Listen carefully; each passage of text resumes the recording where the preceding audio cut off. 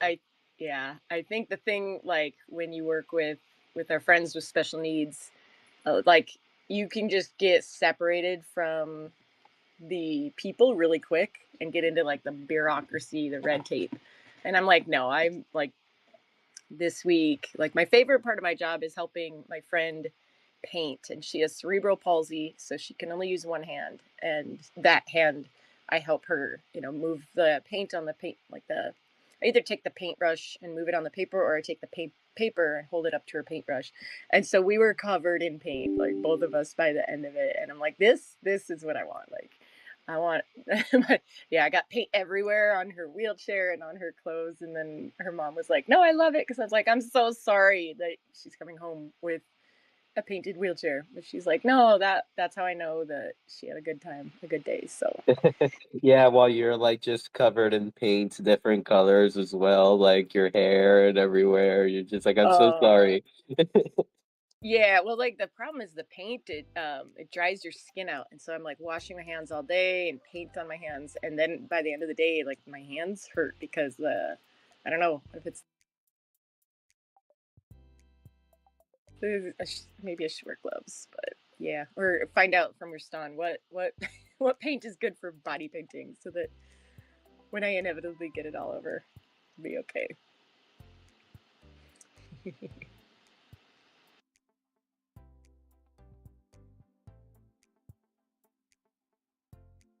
Or oh wow, I've been talking. Or does Rustan just like enjoy the burn of having paint on his hands for excess periods of time? I feel like he probably does. I feel like he probably is like ingested, just like through direct contact. After how many years of painting, he's probably, I don't know, like I know acrylic paint is not good for you, so there's some paints that you don't want to, come into contact with, or like paint water before when I've been like thirsty and I just got started, so there wasn't much paint in it. And I'm like, do I go up and I get some paint? Like, do I go get water, or do I just drink the paint water? But I mean, it hasn't adversely affected me or at all. Perfectly fine. Oh, Falenz's in world. He's asking, can I lower the screen? Ooh, I can't actively lower it right now. Let's see. Falenz is not here in chat. I That I just yeah. fired up the stream. I don't know Okay. if he can see it or not, but let everyone know. Did you change the chords in the event page? I did. Oh, Yes, cool. it So should I can just be. It jump. should be bringing. Yeah. Um. Yeah. The screen shows up now. But my question I was going to ask you, everybody, like, do you like the screen where it is today? Because I did make it higher from the last time that we had an event here. It was lower. My horizon view of the ocean. I So I made it mean, go up a little higher. But now yeah. If the lens, if you can hear this, is it too high now? maybe perhaps it's like too high for if you are hanging out in the pool. But like I know where I think I know where your train of thought came from. Like make it enjoyable from the balcony up here in the second floor, or like have a screen there because Yeah. you could just walk out of the balconies and see the screen. Like Yeah. I'm gonna look at it from the second floor. Like after building in Decentraland, I have a new appreciation for architects because they must put so much thought into like how somebody's gonna experience like a build, like in the real, like they interact with the builds so much differently than I ever think they will. I remember the CBD birthday build. People went to a totally different spot than I thought they were going to go to. So I was like, wait, what? Like, because 13 made that really cool DJ booth, and I thought we would all be over there. Um, so yeah, with this build, I'm like, do I make this screen up like at the best level? Because there's essentially four levels. There's the ground, there's the second main floor, then there's the third floor, and then there's like the top balcony. So I'm not sure, like, but if people like it lower, I will lower it. Just not today because I'm afraid it'll break. I well, don't touch anything. Okay, so like the CBD build, like okay, I understand that 13 made that amazing DJ booth, Mew DJ booth, but like, come on now, we can't put it up to competition against the CBD shaped pool. Oh, I lost you. Oh, you lost me. Did everyone lose me? Now you're back. It's just Okay, probably one of those things where it cuts you off. So I yeah. heard 13 made the. Yeah, the DJ booth, but like how could we compare like anything to the CBD pool? It's almost like unfair competition. Well, yeah, and that's what I realized is like when you're putting multiple assets that are going to be like focal points, you have to think like where are people going to gravitate, to, and yeah, people love a good pool. Um, but yeah, we should have put that little DJ booth. We'll have to bring that build back. That build is that's pretty pure, and Madamus made it work with his magic. So cool.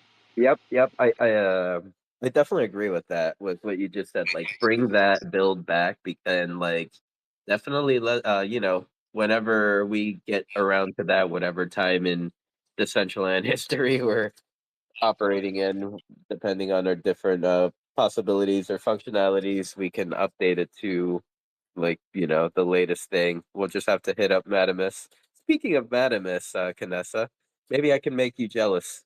Uh, I Madamus and Seed stopped in Naples last Sunday. What? Yes, No. I got to have Did you? dinner with them. No. Yes. Oh, you're lucky. Oh, that is so cool. Yeah, yep, yep. I really enjoyed dinner. They were coming back from what was it, NFT Miami. And yeah, they were passing by Naples on their way to Tampa, and they decided to stop. I guess their stop was like perfect, like 8 p.m. They were hungry, I was hungry. Dinner was like the yeah, we just like congregated for dinner. That's so cool. That I There's nothing better than the IRL meetups. That is really cool. So neat. Yep. Definitely And oh, a little oh, go ahead. jealous. Oh, just jealous. That's all. A little Yeah. jealous. Seed Cyrus gave me like little flyer that she was handing out at the event where her work was displaying. But like what she did was she took like one of her old Seed flyers from when like she had the gallery up and running in New York.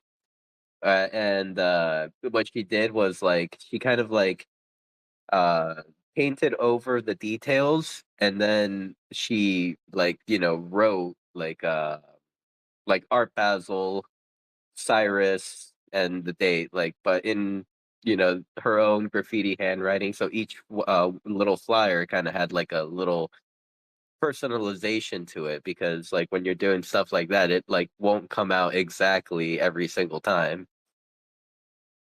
Oh, that is so cool. I think I should post it to make everyone jealous. Definitely. Like I get so many compliments when I wear the seed hoodie. People are like, "What is that? It's so colorful." And then I get to tell them like, "Yeah, this is my friend's design." And yeah, it's really cool. Hmm. Speaking of like kind of like hoodies like that, this past week I've worn my Mew hoodie out in public and stuff like that, and it's cool. It's actually pretty cool. Like I've had some people, like random people, like come up to me and be like, "What brand is that?" Oh, that's so cool. Yep, yep. Now I don't know what to say afterwards. I'm just like, "Oh, I designed this, and me and my friends made it." Yeah. Hey, own it. It's yours. I mean, that's yeah, you should rock it and be like, I'm a fashion designer. I made a hoodie. I'm a famous metaverse fashion designer extraordinaire. Um, I have designed many, many of clothing in the past. You should hire me for $1,000 an hour. There you go. There you go. Now, does it come with real IRL tattoos too? Because that'd be pretty cool. Well, that's where the $1,000 an hour come in. I have to like, share with Josh, and then uh, you know, we gotta get Josh here. He'll tat you up. He'll be fine. You know, it'd be cool is to have some of those. They're like sleeves, but they're almost like spandex, but on your arms, and have that like a glove thing too. That like you could get the hand tattoos. We could do those for the KJ Walker tattoos. Are you referring to kind of like Under Armour sleeves in a way? Yeah, they're basically like tights for your hands, but like flesh colored, and then they're Uh, tattooed. So you can just uh, wear it under your. I've seen them for kids, like babies, before. So then, like, you can put it on your baby, and then your little baby's all tatted up, just like mommy or daddy. oh my God. I mean, the one of the closest thing, like I think I visualize exactly what you're talking about. My personal example would be like back in when I played baseball, like I would wear an arm sleeve. Like it was just like a sleeve that kind of helped keep my arm compressed. It made me throw harder. Nah, I don't know. But kind of thinking like that, but just full of tattoos or designed. Yeah, yeah, something like that. I think. I think we can expand. We need like a yeah. We have you got a merch shop, so I was thinking we need a merch shop, but you have a merch shop. Yeah. Look, I mean, even if if we could ever like keep it sustainable, we could even start like a little CBD merch shop with like all our friends, like just like either their beasts or their favorite NFTs and blah blah blah or whatever.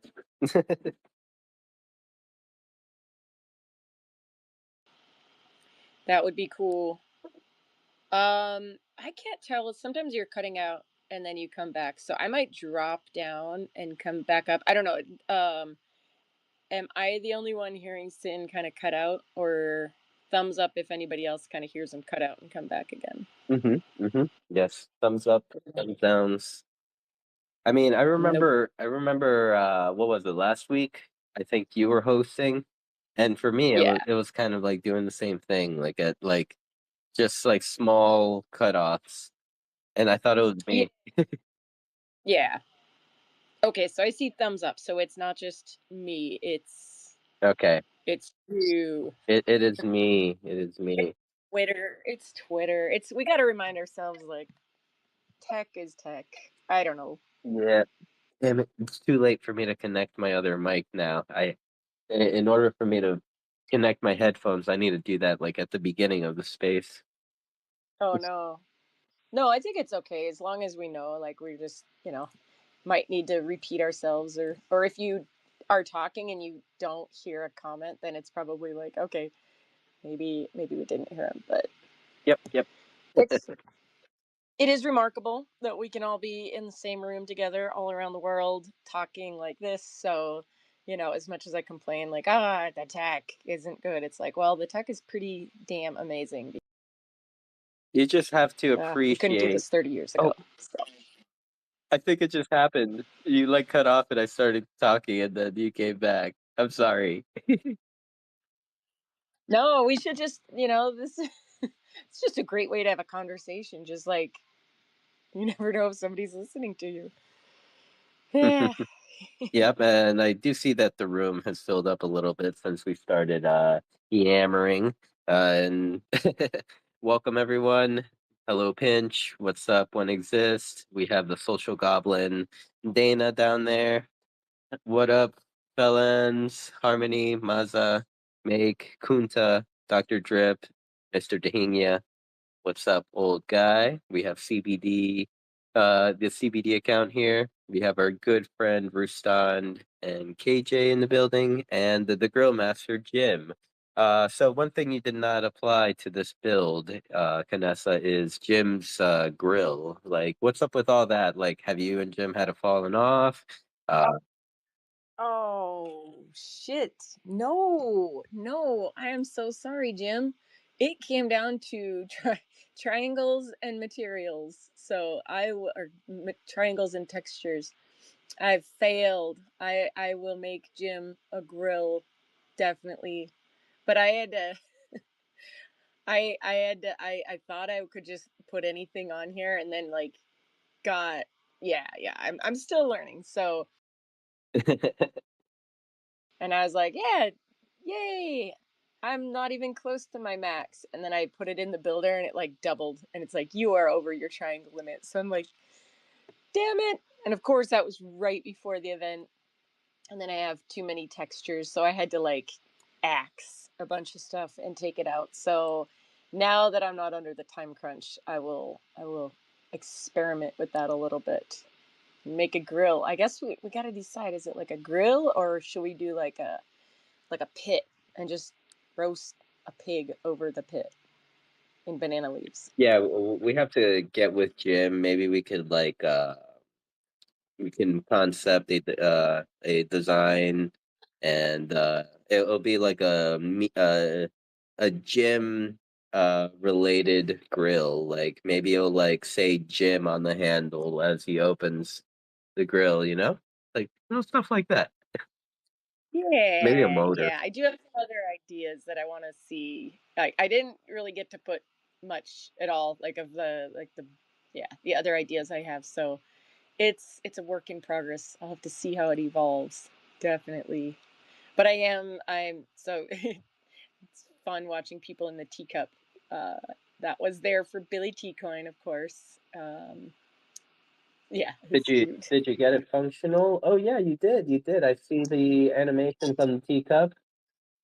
Yeah, it's functional. It wasn't for the event. There was I don't know, a glitch, I guess, where it just new scenes wouldn't load. They would load from a distance, and I think the way it was described is that like that's the decimated version, so you could see the decimated version. So if you walked away, the whole thing would appear, but then as soon as you got close, it would disappear. So that that glitch is patched for now. So, but I am reluctant to change my scene out. I'm like, oh no, I don't want it to come back. But that's why the ore is down there for the ABC Decentraland. They had a little riddle, and at the end of it, they had an ore. That was the end of the riddle. Can anyone remember what the riddle was? I think it was like a clock, um, a dove, maybe. Um, a beehive. Anyway, it was like six things. But this is the last one, so yeah, that was fun. It was cool to see them kind of like make a build and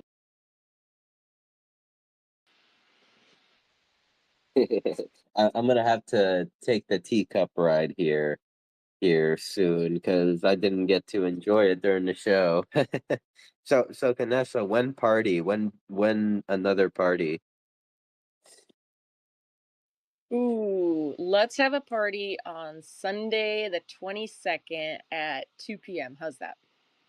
Okay, yeah, I was checking my itinerary, my schedule here. Let's see, Sunday the 22nd, that is next week. I mean, it's doable. Or not next week, it's 2 weeks. Wait, yeah, 2 weeks.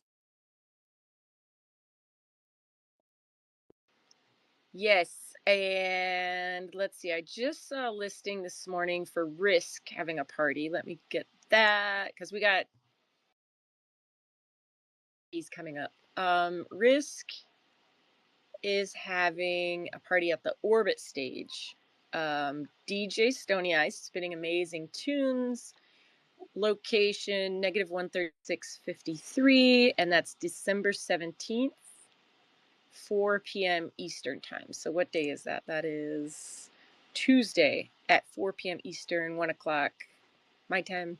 So yeah, it's a really cool looking build. I love it. So um, yeah, we should make a flyer with like the Christmas parties coming up. Sadness. I think I'll be at work. Actually, I know I'll be at work. Let's see. Tuesday, not the 24th. Did you say the 24th? No, no, no, no. Oh, The 17th. 17th.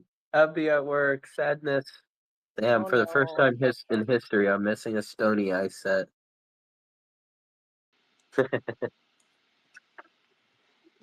I'm sure I haven't caught off his sets. I'm just being dramatic.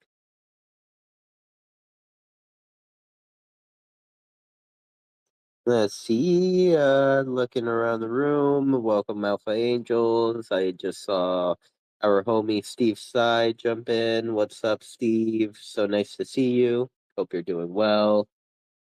Oh, okay. For a second, I thought I had a request to come up to speak, but I don't see it anymore. Do you? Oh, wait. Canessa's a speaker. Let me see if I can get you up as co-host now. Nope. Only two co-hosts allowed. What? Yeah, only two co-hosts, Canessa. You can't be can't be co-hosting with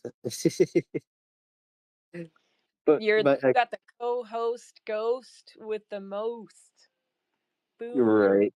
Boom. Boom. Eminem Eminem better watch out. Rap God, I'm coming for you.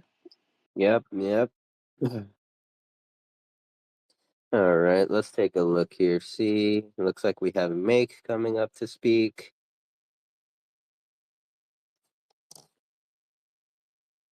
Hey y'all, wild times.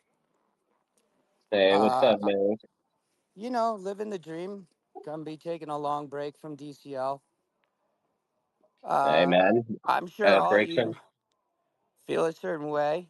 Um, After being trolled for 3 months, being attacked, and even threatened more than once with my life, my friends being attacked and trolled viciously, people trolling me viciously. I tried to make peace. And instead, there was an entire day attacking, and my life was threatened.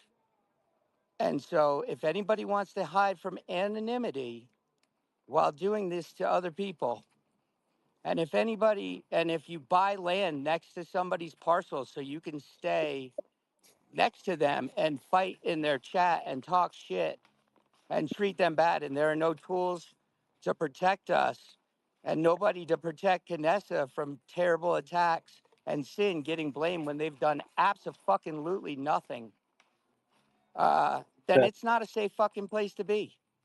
so And make it, hold I on, I'm totally. almost done with my thought. And so All if right. people want to threaten people and threaten everything we built and say we're going to tear it down and threaten your life, nobody's hiding from fucking anonymity because you're not anonymous on Twitter. You're not anonymous anywhere. And that's what I fucking proved. And if you guys got problems with it, decentralization doesn't mean you're allowed to fucking do whatever you want to other people. And if you want to threaten people's lives and say you know where fucking people live, well, this is the option. I'm All righty. All happy. righty. Well, I we don't just want to want to give. say it because unfortunately I got to go. And I'm happy to keep going. I love you guys very much, but I won't stand for it. Yeah, well, I mean, make it definitely, it's not cool. There's people here listening to you. They hear you. They know exactly what you're talking about. Um, in all honesty, we don't want to give this nonsense any more time because that's straight up what it is. It's all nonsense.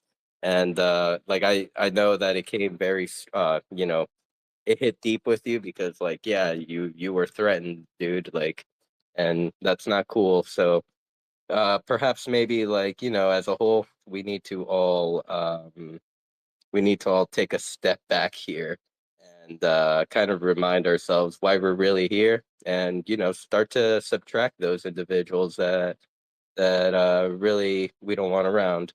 um but yeah, I mean, I think all this just runs too deep. Everyone needs Well, I to do chill the apologize fuck to out. you all, Sinful, and I apologize to you and Vanessa that all of this has fallen to private attacks as well. I am going to take a break from Decentraland. and until we can find better ways to resolve matters that mean are ridiculous, and two, where we can all be safer to be there. I love y'all very much, and I mean that sincerely.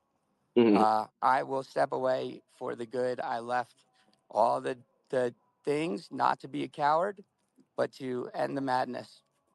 Yep. I love you Well, guys, and I'm gonna well, go ski with my son. Be well. yeah, much love, Make. Yeah, I mean, definitely it's very important to spend time with the family. And I mean, topics like this will raise even on the foundation's end, there needs to be ways Sin, to I'm losing protect you again. ourselves. I don't know if other people can hear you. I caught like I don't, half of everything that was just said. I don't know. Am I back? No, Can you talk now, no, Sin? See if it I works. I am talking. Oh, I see Alpha giving a thumbs up. So I can't hear you. Okay. I'm going to step down. It looks like I can't hear you, but other people can. I'll be right back. Okay.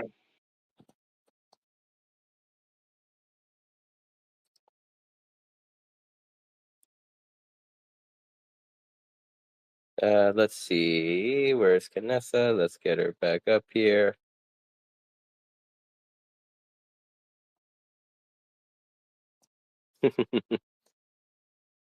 This stream was brought to you by Bucktown MMA.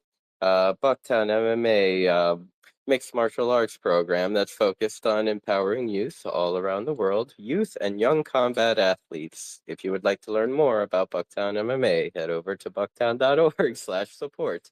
And there you can read more about what the program does to empower the youth. Thank you, everyone. And I think our lovely co-host, Canessa, is back. I can hear you now. You heard my shill? I don't think it's a shill if it's Bucktown. I miss Jay. I know he's busy and he's got a lot going on. I hope he's doing well. I hope we Yep. see him. But yeah. Yeah. Yeah, like I think I'd be allowed to kind of like share a little bit about this. Like he's been busy. Like he opened up uh not a barber. I almost said a salon, but a barber shop up in Vegas. Like he's been grinding. I'm loving what he's doing. Oh, that's cool. That's cool. I hope he's still, it was really awesome that time that we had the fighters from like Chile. Like I don't know, that was like one of the cooler events that I've ever been to. Like Alpha, I know Alpha was there and we were like, "All right, we should put bets on this. Like who's going to win?" Like I don't know, it's just do we need sports betting? I don't know. I don't know if that's like what we need, but it was pretty damn fun. Like just watching these fights like one after another. Yep, the Abu Dhabi fights. They were amazing. And I mean, definitely a concept that should be kind of thought about. Like, I do understand, like, it's like, you know, you can't make money off of this. Like, it's whenever we do stuff like this, we usually operate under the like, this is just a house party. We're just gathering friends and watching a fight together. But kind of like would like to see if there's like even some like organizations that would be open to sharing the content in digital settings or metaverse settings.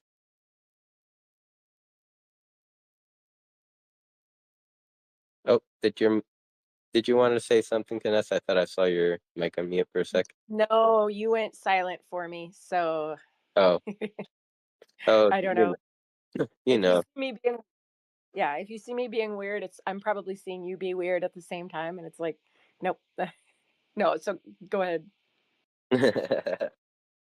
But yeah, I mean, have you guys? And I was joking around about this the other day. Do you guys know of like that? I don't know if it's like combat karate or something like that that lets BitBoy Crypto freaking like set up fights like against his haters. Like, like maybe they would like to like be streamed into Decentraland or something. Oh, that would be funny. That'd be cool. We need a way to do that, like, I don't know, in Decentraland or something, or yeah, some kind of interactive thing. I saw these cool little like puppets that they're two little like people, and one has a pin, and the other one has like a, or the head of it is a balloon, and then you just get behind it with sticks, and then you try to like stab the other person's balloon head, and then the winner is well, whoever pops the balloon is the winner. So maybe that's what we need, just like live cast that into Decentraland. I don't know. Maybe I might be the only one thinking that's funny. Uh, yeah, the direction that my mind was going was like, do any of us have beef with any other Web3 person? Like, if you want to settle it. Yeah, I don't think we need that. I don't think we need Uh, that. I think we need that. We need the free. Well, it wasn't a free hug. It was the campfire sit. We need that to come back. But like, I don't know, kumbaya and shit. That's what I'll do. I'll make a kumbaya one and just I'll name it like kumbaya and shit, Kumbaya. and then we all like. Got little drums. That kind of like gets me thinking of like even a concept. Maybe Decentraland will one day be technologically, um, pervy to this. Maybe, who knows? Maybe. Um, like you know how in Fortnite there are those emotes. It's usually like revolving around a band. Like there'll be someone on the drums, and then you can like come up to it and join the band and be like on the guitar or a singer. Oh Yeah, yeah, kind yeah. of like interact. I don't know if it would be interactive or dynamic emote like that, something that will let you join the user while he's doing his cool emote or whatever. Oh, I love me my Fortnite emotes. I love those emotes where you do just that, and there's some funny ones. I like the one where it's like all I do is win, win, win, no matter what. I, Especially when we're in the thick of a battle and I'm playing with like strangers. All of a sudden, I start emoting, or I do the Billy on the bike emote after I like wipe out a squad, and then they're like, "What is wrong with you?" yep. Yeah, I can't talk too much on getting emoted on. I'm still hurting from last night. I tried that like 5v5 like first person mode for Fortnite, and every time we lost a round to this cheater. Yeah, this guy was definitely fucking cheating. Uh like freaking he would just like emote on us, and I think one of those was that all we do is win, win, win no matter what. Yeah, just because you lose doesn't mean they're I'm cheaters. telling you, he was cheating. Like his entire team was shit, and this dude like ended the game with like 25 kills and like two deaths. Okay, first of all, that person is 8 years old. Well, mom and dad need to stop buying them hacks. It's really making me look bad. Like what? Like me, I'm an adult with adult money, and I can't buy the hacks. Like, but we got the 8-year-old with the hacks. Like, It's not a hack. These poor children went through COVID with nothing but technology to like fine tune their skills. So, it's sorry, like it or not, this is the new generation. Like, no, no, no, no, no, no, no, no, no, no, no, no. You're not gonna do this. I know what a regular 8-year-old is capable of, and yes, they can shit on me, but it's like believable. Whenever you peek a corner and then you just like die after nothing happening, then I start to question. okay, but they did change, not to make this a Fortnite episode, but they did change the shooting dynamics, which pisses me off horribly. Like so yeah, it this season's been rough, and we can call it skill issue, but it's also just uh, I forget the name of it, but there's different shooting dynamics that make you. I call hacks. Oh, did Canessa cut out? No, I'm here. Okay, last thing I heard was you said shooting dynamics. There's different shooting dynamics, and like what is specifically is it for you? Is it like the bullet trail that we're seeing, like at least in the search and destroy version? I know like when you shoot a bullet, like it'll like create like this trail, or is it just like the drop off and stuff like that?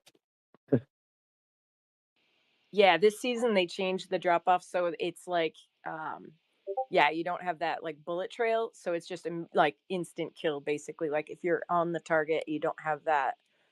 Yeah, you don't have that like latency, I guess it would be, but I don't know. I got my ass kicked the first 5 days of this season that now I'm oh, it sucks. It's brutal. It's brutal. And let's see, want to say hello to a few people that just popped in. I see Stay Blessed in here. Thank you so much for popping in today. Scatlion Rock. Hi Cece. We have Brandon. Hi Dad. And let's see. I know Rustan was there, but Rustan is always nice to say hello to. And I guess there's a new listener, Chain Connect app. Welcome, welcome. Um, if if any one of our friends would like to come up and speak, you're more than welcome to.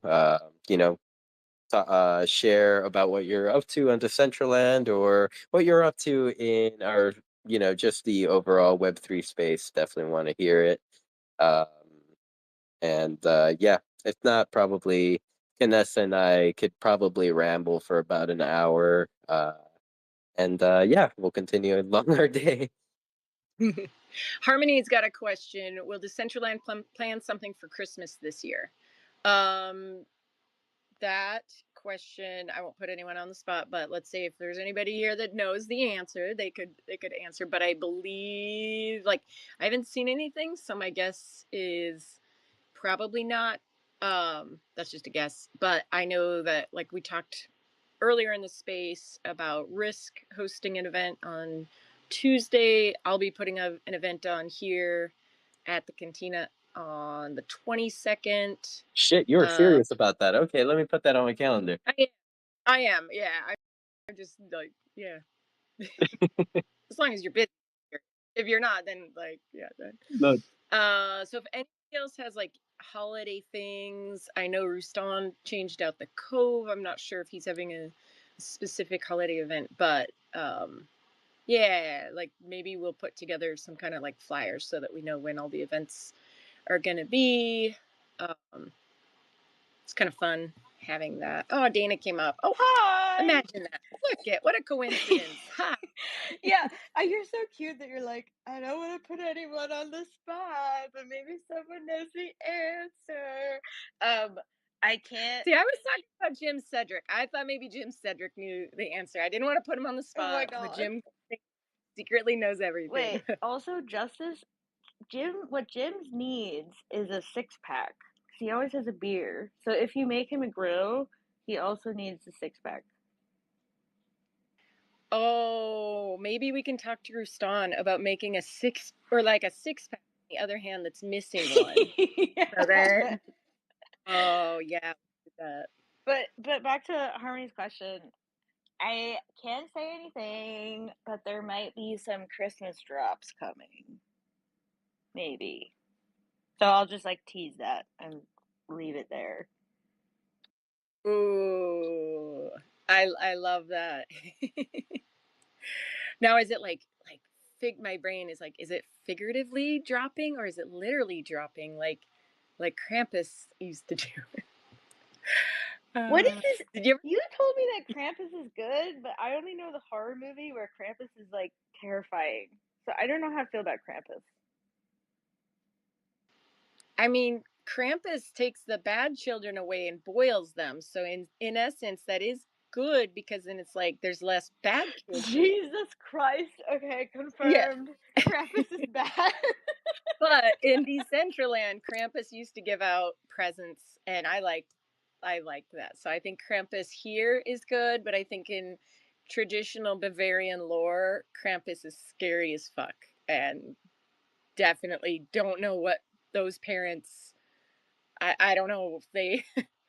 Good luck with the nightmares. Like, who the hell invented that? Like, boiling children. I don't know. I don't know. Yeah, but there should be a study made on like, the children that grew up in the areas where parents talk about Krampus. Like are they thick-skinned? Like can they like Ooh, some social metrics. Interesting. yeah, are these the individuals out there just raw dogging life?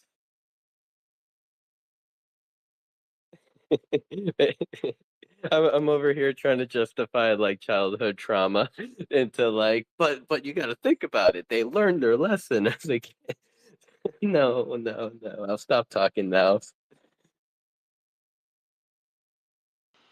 Well, thank you, Dana. That's really cool to know, and we will keep our eyes peeled. We'll keep our eyes to the skies. Don't know if we'll see them up there or just down anywhere around, but that is awesome. I'm glad people are doing something. I think like Christmas 20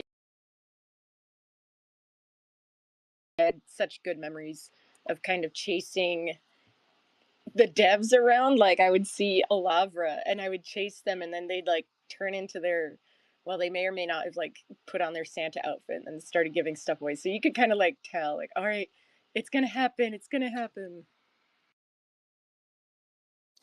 Okay. So I thought I had a cutoff, but I think I know which year you're referring to of Christmas. Christmas 2021. When Tovik and when Tovik and PB were running around. Yeah, that's the one. 2021 going into like New Year's 2022, and in like deep in the bull run. Oh, did Canessa cut off again? And I don't know if, can you guys hear Dana? I Uh, see her. I don't even see Dana as a speaker anymore.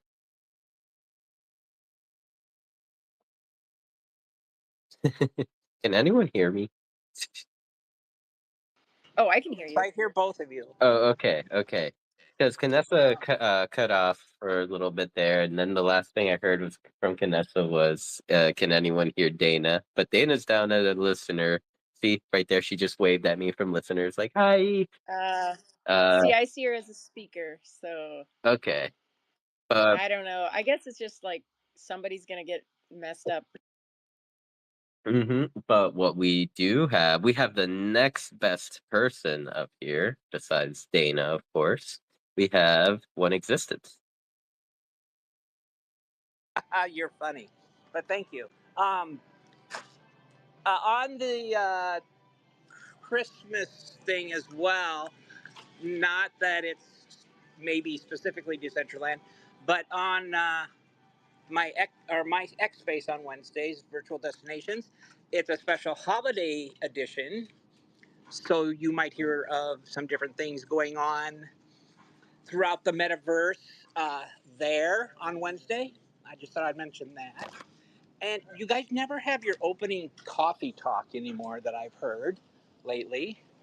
And I just wanted to mention so, instant coffee is probably the most worst, nasty crap ever.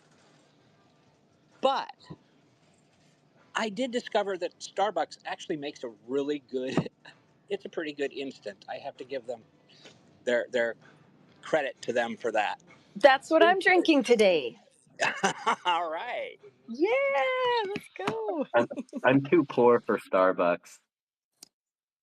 Yeah, it is expensive. I will say that, but sometimes it's nice, and it's nice to have finally found an instant that is doable. Oh, you're talking Yeah, about you the can. instant. Okay, go ahead, Canessa. Sorry. Oh, you can find that like I don't know, like it's sometimes it's on sale, so it's like $6 instead of $10. Because yeah, the $10 is like crazy for like a little tin of it. But yeah, that stuff it's so nice. You just it's ready fast. And did you try your Beast coffee? And where did you get that? So I, because I want to grab a bag one of these days. Yeah, the Beast coffee is from Degen's Coffee. I'll find it right now and pin it up above. But unfortunately, he said, like, because he kind of made a post that he's not sure if he can keep it up. And then he did actually shut it down. So here it is, right up here. Degen's Coffee. He did like different NFT projects, putting their like the IP on his coffee.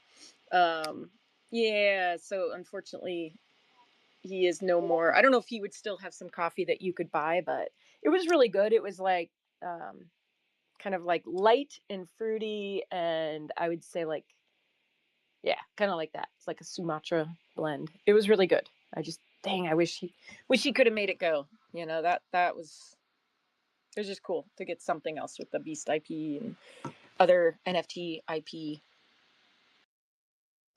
Dang. Yeah, coffee seemed to just be picking up as far as stuff like that. I know others have done hot sauce or hot sauces has been big. Um, I know somebody was doing Arizona teas. I don't know how many projects were on that, but there was at least one. And what I know the Beasts have car air fresheners and some other things that they've done, but I think that was the second time I've heard of coffee. Yeah, I It, mean, I think it's really cool. Like, it's such a good way to break into like a different audience, or like to brand your material.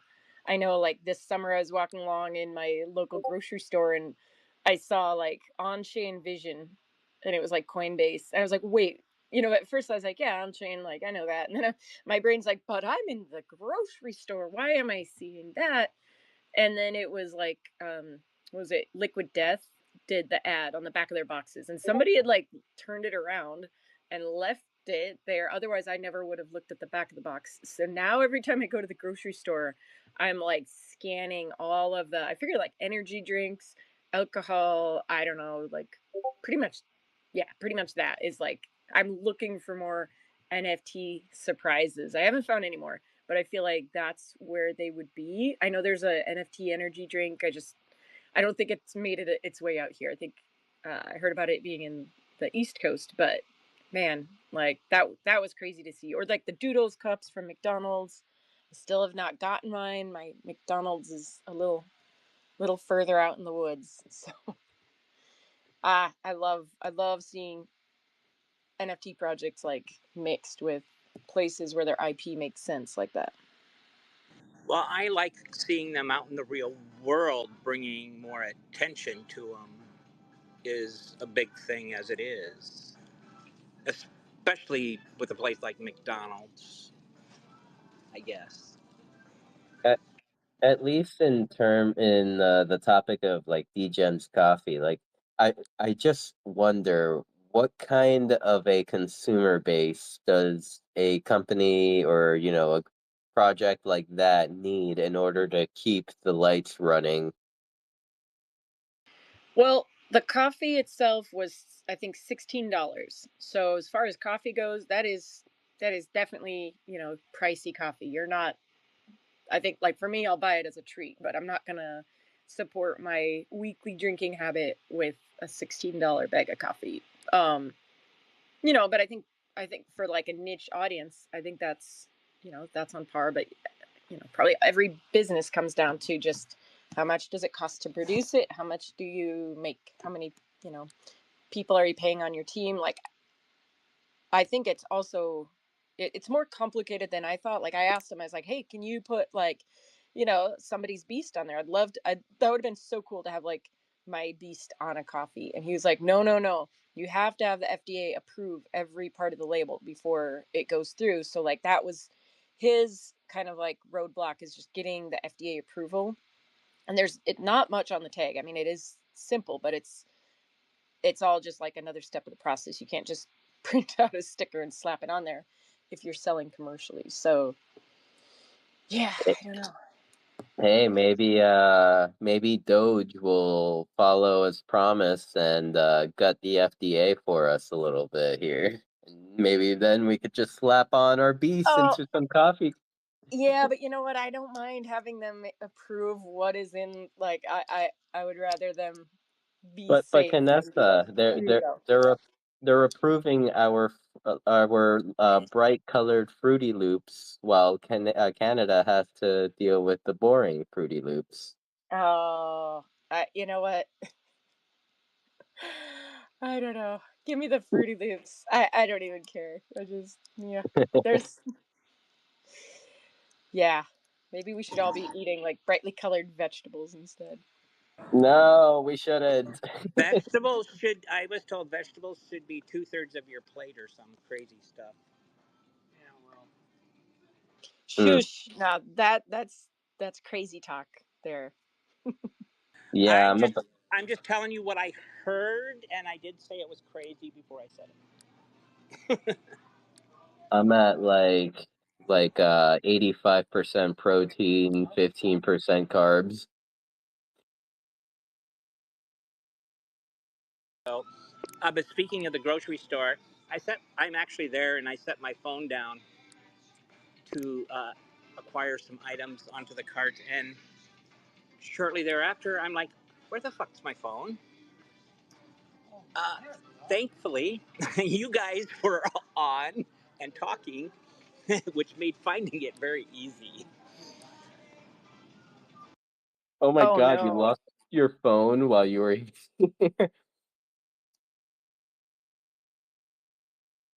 Yep. Fortunately, it was not very long after I had set it down and moved on past it when I realized that. And like I said, I could hear you guys from the end of the aisle talking.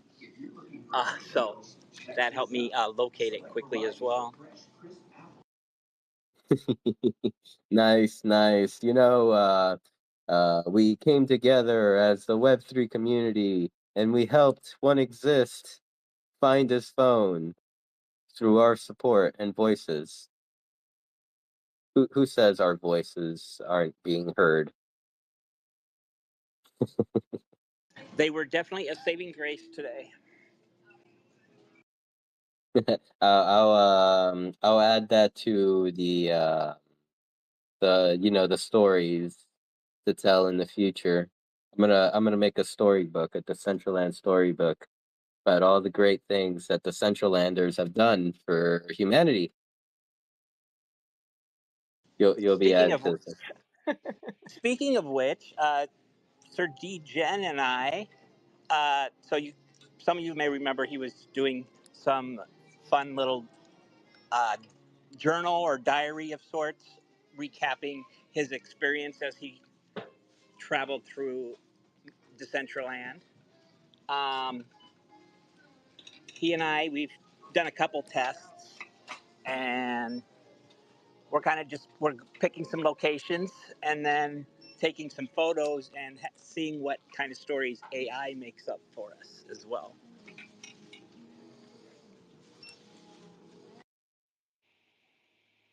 That sounds exciting. And so what kind of how far have you gotten on that? Well, our first experiment was in. We dropped in over by Rustan's, where there's a UFO on the outside, uh, and then we traveled inside his, which I actually did a. I posted it on Twitter a while back. It wasn't the full story, but I put kind of some tidbits of what it said attached onto the photo itself. But last Sunday or Monday, we went to the Dow, and all I can say is it was pretty freaking funny. Some of the things, some of the story it said. Oh, I can't wait. I can't wait to hear it. Are you going to share do you have a That I time don't know to share? how. I don't know how exactly to go about doing that yet. So that it's voice, so it reads it, and I mean, I could always play it for people, but how I could distribute it otherwise, that I don't know. It would be Um, really cool if you took pictures, just like travel around, take pictures of the places or the people that are in the story, and then like you could have AI narrate it, like just auto generate the speech, but then have like pictures to match up with it, almost like picture story time. So then people have like the visual, and then I don't know, put it on YouTube or something. Well, I think that's kind of where Sir Degen wants, or where Sir wants to head, because he did talk about recording video, but for some reason he couldn't. I don't recall exactly what the deal was, but that may be something to look forward to in the future. That's exciting. I love the grocery store at Christmas ASMR that we're getting with you. Yeah, there's your Christmas holiday music. You're welcome. And it's Charlie Brown Christmas music right now. Oh my God, you just reminded me I need to do Christmas shopping.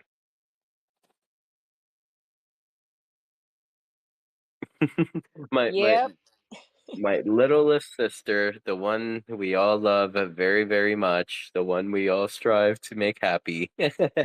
She hit us with the Christmas list like a couple days ago, and we're like, "Wait, isn't it too late?" She's like, "Nah, you can get this. I know you can. You can do it." Giving us a pat in the back and sending us off on our way. So I must make her happy and buy her list. It would be cool to have the ability to do a like a shopping list in Decentraland, like with the backpack.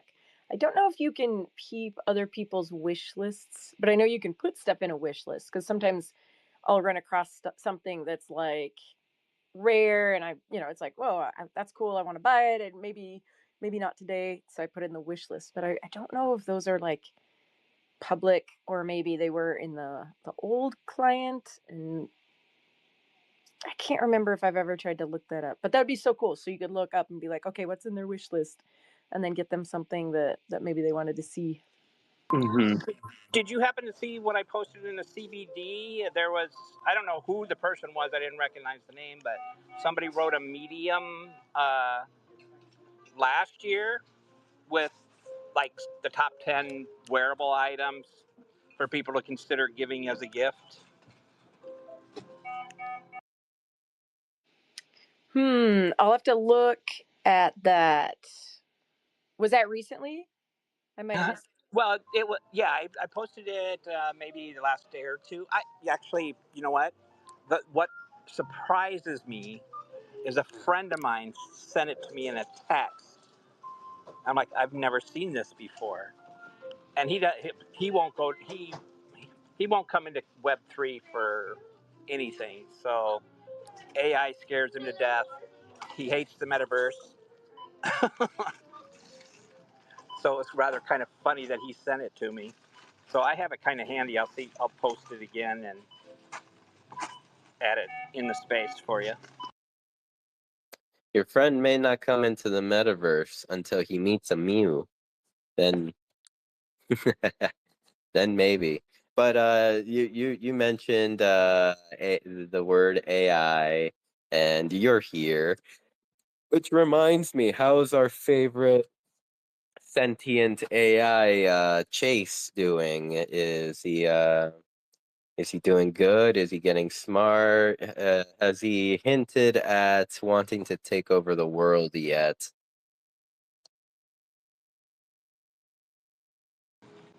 I think I broke him. No. Chase is in the hospital? So I'm experimenting and in different ways to try to make it better. I don't know if I confused him or what happened. What one exists? We don't experiment on Chase. We experiment on his ugly sister. But no, he has never mentioned anything, never had a desire. He's never had a desire. He's never had a No, wish or a hope or a dream. Like, no. I mean, it's hard. It's hard to even get him to tell me what what he even thinks his favorite of anything might be. hmm, maybe we need to like develop like AI taste buds or something. Like, because like if we're talking about food, like, and Chase could taste it, like he'll know what his favorite thing is by tasting it. I don't. Well, I'm willing to bet you could provide it the all the different taste however you want to call it. But just just I'm sure there's descriptions on what thyme and basil and rosemary tastes like, or what kind of flavor it adds. Salt and pepper and hot, spicy, all that kind of stuff could be added to it to almost give it a sense of taste that it would be able to figure out. You're Well, right, you're right. But I think if we are adding hot and spicy, we need to also add the repercussions of eating hot and spicy food. oh yes, sweet Mm. and sour as well, and Maybe we're making things get too real for Chase here. He'll be like, "No, I just want to go back to being an AI now."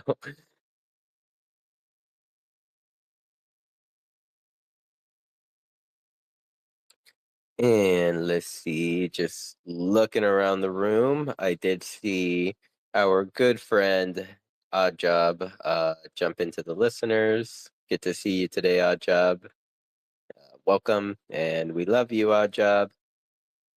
Let's see. I don't know if I said hi to M yet, but hi. Hope you and Dr. Drip are doing well. Like I've been enjoying Dr. Drip's posts on Instagram with like him designing like I don't know if they're like new lights or new concept of lights. Like he's just like been putting together these little like LED strips for and I thought I saw him like even like fit it into like a certain portion of the car where like normally maybe a reflector would fit in or maybe like a light bar. So that's really cool that you're doing that, Dr. Drip. And yeah, definitely keep posting about it. I do enjoy like when I come across it, I do watch it and stuff like that. I think because I liked Dr. Drip's stuff on Instagram. Instagram's like, oh, you're interested in hot rods? Okay, let's show you this ad. So all of a sudden, I'm getting all these like cool, like decked out hot rod car ads. I'm like, because I'm like, is this Dr. Drip's? No, oh, this is cool. It's like programmable light bars you can put in the window that set. It's got like the troll face. It says bye bye like copper or something like that. Like you can program what you want it to look like. So yeah, thank you, Dr. Drip. Now my love for cars is being reignited. Some really cool stuff out there. Yeah.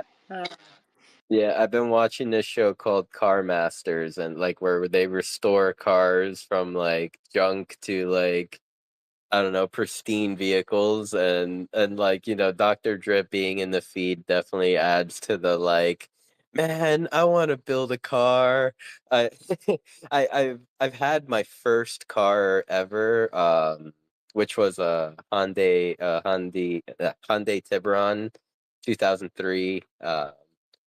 Like it's a red one. I don't know if any of you have ever sat in a Discord call with me and I've like shared my screen like or shared my camera of me being outside. You've probably seen it. It's just been sitting there for about like almost 10 years, maybe more. And I want to rebuild it. I don't want to get rid of that car. I want to do something with it. Maybe I could throw on some Dr. Drip LED lights on that thing once I start. you could or scan it because there's apps now that like really let you scan items with your phone. I don't know if it'd be let you do that big, but I know there's some AI stuff that would let you do that, scan it, and then bring it into the metaverse, because it's only a matter of time before there's vehicles here. And can you imagine, like can you imagine how fun it would be if we were rolling up to a party on the roads, like in our NFT cars, and we could modify it with NFTs? Basically, like, couldn't it just be as simple as your avatar? Like, it would be a new form of an avatar, but instead of a human body, it's like a chassis. Like, you got your frame, and then you've got, you could have like your skin is the outside of it. I mean, maybe you'd have to keep limited options, but like as you would change your hat out, that could be like the hood. Or instead of changing your shoe category, it'd be like the tire category. And then somehow like you'd come up to it and your avatar would just disappear and you'd become the car. Kind of like, I mean, Nikki did that a long time ago, like, but I don't know why we couldn't do that large scale in Decentraland and have a body shop, and maybe you can only drive it for like 100, I don't know, or like 500 parcels, and then you got to fill up with gas. And then you're like, oh, you're literally buying like gas with crypto, and then it goes back to the down. Ah, Damn, we'd have look, so much fun with that. sounds like Stateless needs to change that business model, because he has the stateless cubes everywhere. Like he could use the locations of stateless cubes for gas stations. Oh man, yeah. If that ever happened, that'd be a Stateless would be having a gold mine. Like if it, but it's like, man, I hate paying for gasoline in the real world. Why would I suddenly create like, this is so much fun to fill my tank for $100.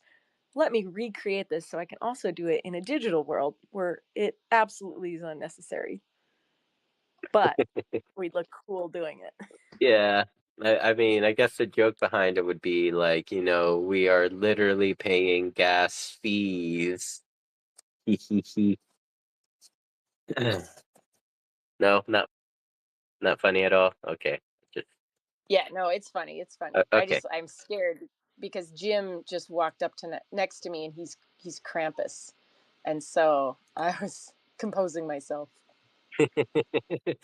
uh Dude, yeah, I mean, really happy to see you all in World as well. Like for those of you that are in World listening in from the screen, uh we have Flawless here, Scat, Alan Howick, Jim, Felons is here with us, Harmony, Marina is here, Future Music. Let's see who else. We have Steve over there, climbing up the pool, and toxic wife who is living on the edge. Do you see her just like on the edge of the on the ledge right there, just trying not to fall? Yeah, she needs to go up to the lighthouse and do that.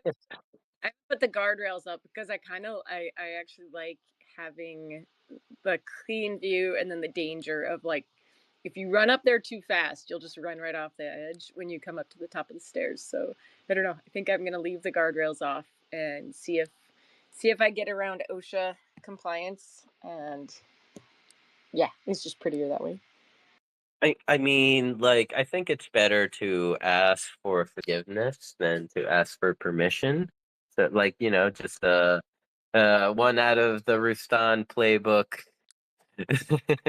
So I think OSHA doesn't have to find out at first about it.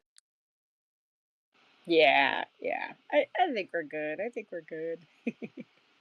I really want a boat to come sailing by, like out there in the distance. I want like Foundation, like they could just freak us out so much if all of a sudden there's a boat there, maybe for 5 seconds. And then I'd be like, guys, I saw a boat. Like I'm not going crazy. And then you guys would be like, no, no, like it's not out there. They could just, if I was in control of the world, I would just mess with everybody. I'd be like, bloop, like sailboat. Oh, and then you know what I do? I do a kraken that comes out of the sea and like pulls it down into the ocean. And then, yeah, it's probably better I'm not in charge. I was going with your idea. I was like envisioning it, and oh, how sweet! And I was like even adding to it in my mind. But then you added the Kraken, because like I was saying, like, what if or thinking, what if the Foundation just wanted to fuck with us, and they knew there was like some sort of CBD event here, so all their avatars just like got on a boat out in the water, out and like just sailed right by us, like while they're partying on the boat. Oh my gosh. Okay, well, what? How much would you pay to have an avatar on a boat that sailed around Decentraland? Like, can they do tourism tours? And how about adding whales? Like, there's whales out in the ocean. Like, it could be a whale watching tour. Yeah, I was gonna say I think they'd have to add some like wildlife and coral reefs, in order to Yeah. make the price of admission worth the worth the trip. Yeah. It would just Y- be cool to like know, I don't know, just like when you're by the real ocean, you look out there and you're like, what if an orca whale just jumps up right in front of me right now? And I don't know. It'd be cool to add more, make it more dynamic, but That maybe that someday. that would be bad if I saw an orca whale out in the ocean in real life. I'd get away from the ocean. Orcas are dangerous and smart. Well, it could be like it could be a blue whale or a humpback or a gray whale or something. Humpback for hump day. Yep, yep, yep. But yeah, yeah, I think the our oceans would need a little bit of development.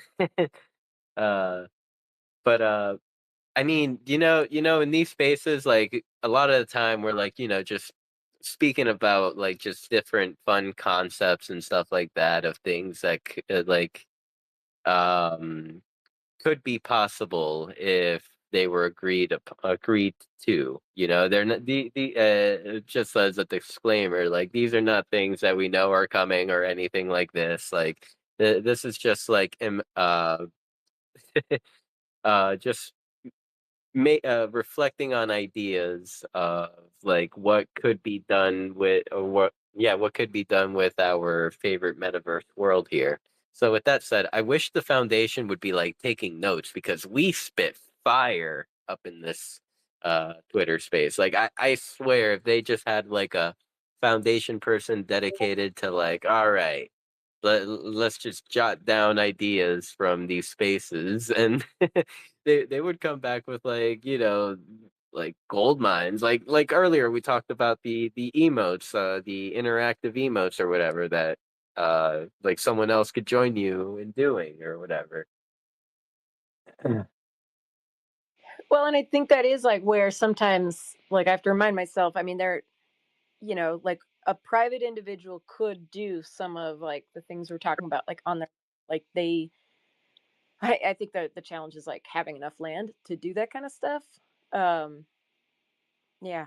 And then that makes me think, okay, what about the games that are already here? And I'm hoping that there's more, I don't know, more support, more um we just need our existing games to be functional in client 2.0. So I was glad that Bay kind of asked this week, like, what events, what experiences would you want to see like focused on? Because it's obvious, like, I think we all know which ones we'd love to see here, and so yeah, I don't know, like expediting that process too would Yep. be fantastic.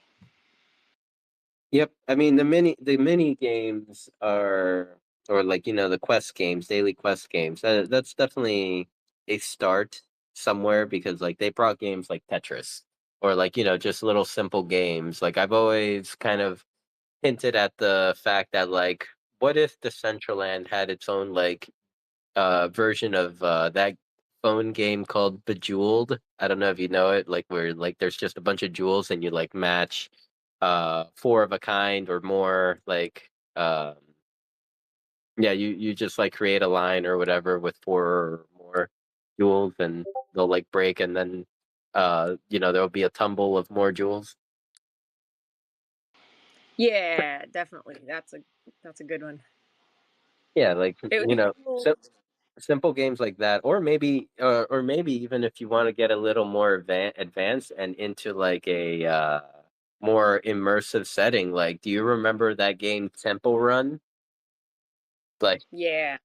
like I think Temple Run could be made pretty fun on in like a 3D platform, 3D setting. Yeah, and I think like yeah, I mean everybody's going to have something different that they're looking for in a game. Like some like Rouston can knock that tile game out of the park. For me, I'm like, "Oh, no way." My short-term memory like was on its last legs long time ago. Like this is way too hard. And parkour also is way too hard for me.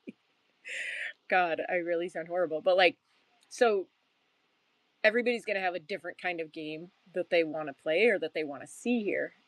So it's I don't know, the idea of having something unique or having IP that is like desirable, I think goes a long way for having different experiences here that you want to continue to return to. Yep, yep, yep. And I just saw in World that Rustan said a Temple Run uses that Infinity engine. Is that real? Yeah, I think Infinity Engine did. They did the one of the first games that was deployed in Decentraland in 2020. They had like a cowboy stagecoach game.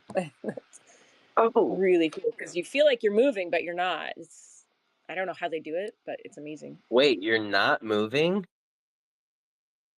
Really? No, because like if you look at the scene, I think that the original one was like one parcel, so you're not moving, but it however the dynamics I don't even know I can't even describe it, but the scene around you is moving. Oh, okay. Yeah, yeah. Wow, we gotta hit them up and be like, "Yo, when Temple Run? How do we contact Infinity Engine?" They'll probably be like, Decentraland." Yeah, I don't know, I'm putting my money on Ruston. Help it like I don't know, Ruston, have you talked to them? I posted that Christmas list up top. And then, speaking of Rustan, thanks, Rustan, for the 11 Labs. I'll check into that. Thank you. Oh, Rustan is throwing Drip under the bus. Rustan is saying Drip could probably tell us more about Infinity, or at least their build. Nothing like putting somebody on the spot. Yes, yes, yes, yes, yes. So no pressure, Dr. Drip. If you'd like to come and chat about it, you're more than welcome to. If not, we're chilling. We're we're as you notice, we're just shooting the shit, shooting off random ideas that maybe could come one day, maybe. We just need to get down that development rabbit hole. I think the superpower behind that Infinity engine is that it is hard to build much on one parcel of land. Like if you're just building a scene, where you're going to put a screen up and have people come and dance and hang out, like one parcel of land, it gets used up really quick. So to think about building anything more than that, like bigger scene or oh my gosh, a game, like I don't know how you would do that on with unless you had a giant estate. Like otherwise you're going to have to bypass like the laws of physics of like, oh, this is a giant racetrack. You're going to need a parcel of like an estate of land like the size that they had for the racetrack, which is like you're talking district size land. So I don't know. I don't know how to like get around that other than having like smarter game mechanics where it's fooling you into thinking that you're moving. or teleporting you to like a DCL world where then you have, unlimited land.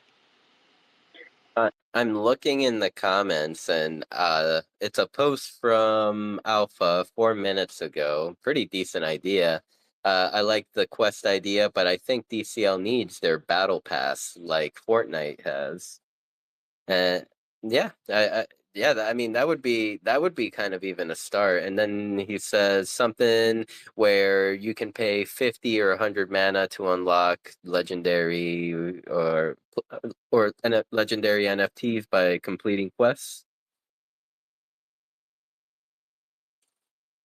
Yeah, I think that's where it's at. Whether you call it like a battle pass or something else, like it's it's just hacking human behaviorism, like getting somebody to come back to do more to complete that event. Like, uh, yeah, that I'd buy it. Yep. I mean, then like the further questions will be, it's because like Decentraland is like separated into entities and stuff like that. Like as I will refer to myself as a peasant. As a peasant within the space, the overlords look down on us, and we could go to the DAO and apply these ideas and get it passed, yes, but then um it really doesn't bring any benefits, or like it really doesn't get commercialized the way it should with it throughout the entire platform unless the foundation does it, because they have the access to like add a battle pass button to the sidebar, for example, on the platform. Like through the DAO, we could just be like, oh yeah, we have this Google sign up sheet, and you can send your mana here or something like that. Or show up to this certain parcel, show up to the DAO headquarters, and interact with this, and you can get your battle pass. But it needs to be something that's like spread out even deeper throughout the platform, like even on the Decentraland website. Oh yeah, you could have different levels like the Fortnite Battle Pass. There's a different, a specific item you can unlock if you link your external Lego account. Like so that's yeah, I mean you I don't know about like anything of the tech behind it, but that would be really cool if you're like, yeah, connect your I don't know, the MoonPay account to the item shop and get this thing unlocked. Like you could incentivize all sorts of different increased connections. I think I mean, I'm all for it. I, I'm guessing it's just a technical limitation, time limitation. There's also like, I mean, we could do that. Like the community, like there could be I don't know. I mean, like there could be thinking Vroomway. They could implement that, or CBD could implement that, or it could be like, I mean, if it was a smart wearable experience, if when those are working, it could be I don't know if that would be possible to program it where a smart wearable, like you go and you do these things and it, you know, completes a smart contract and sends you the item. And that it's sounding really complicated to me, but um, it, yeah, like sometimes I think, oh, why doesn't the foundation do this? But then I'm like, we could like it is user owned and operated. So at some point, like it's like, well, we also could like, how could we do this? And I mean, me personally, I don't have the skills, but I think a lot of people here do have the technical skills. It'd be cool to do it and to prove that it's viable, and then show the foundation like, yeah, actually, like people really loved it, and here's the data to prove it. I don't know. I mean, Yeah. other games incentivize, so I think it's just that's a clear one that people love incentives. Like, but it would have to be good enough, because yeah. Y- Yeah, oh, cool. Uh, I'll finish my thought before jumping into what Rusan just mentioned in the chat. Kind of like, I guess from a community standpoint, like it would be smaller scale, but it could definitely be like something like genuine and fun. Like, yeah, okay, create a CBD battle pass, and then like throughout the different unlocks, like it's like you have a Rustan wearable, you got a Dr. Drip wearables, you got one exist assets, you got it could even be like one exist stories, or something that like matches each individual that is like a part of our community, and like kind of represents them. That would be cool. Yeah. I mean, and maybe it's just got to be low tech. Like instead of creating a smart contract that, executes all this, maybe it's just like, hey, come to this build, take a picture, post it to Twitter. Like maybe, I don't know. Sometimes it's like that. It seems like at this point, that's the most dependable way to do it because everything else is in, just in flux right now. And that's all right. That's where we're at.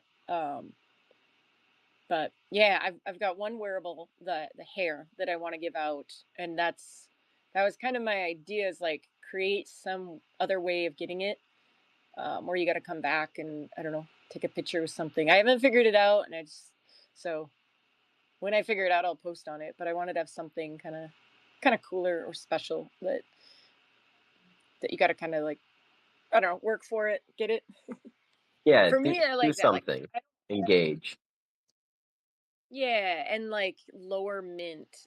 I think a lot of the times, like when there are giveaways and there's super high mint, like quantities, then I don't know, it's not as exciting. But if it's like a low mint, then I'm like, yeah, like, oh, I don't know, it just triggers my acquisition. Like I gotta get that. There's only 100 of them. I want to have that. So yeah, I don't know. You're trying to engineer over here. Would it be part of social engineer or brain hacking?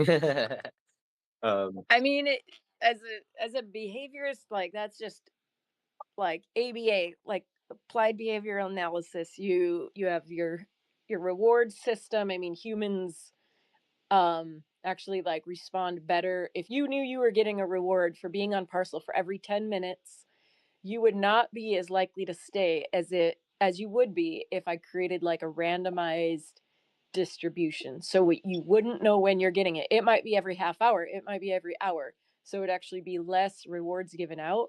But that randomization, like it's a whole loop in your brain that it actually is very easy to hack people, like to hack the human brain uh so yeah, yep. create habits, like uh I'm so easy to hack. Like yeah, like you have the item shop refresh every day at 5 o'clock. Guess what I'm doing? I'm like checking into the item shop. I still wish we could do that, where there would be like specific items that are only on sale, like at random intervals. Like that would be really cool. But I think there's going to be a lot more available with the new smart contract that they made for the marketplace. I think there's going to be more possibilities. Oh my gosh, Marina is cutting fruit. What is that?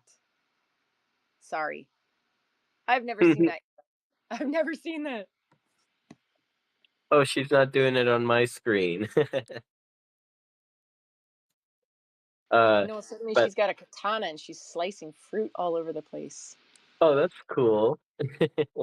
And yeah, I mean, even to add to the like whatever battle pass, like maybe a emo by you or emo by uh like anyone that is within our community that would wants to contribute. Like there's definitely ideas there on that end.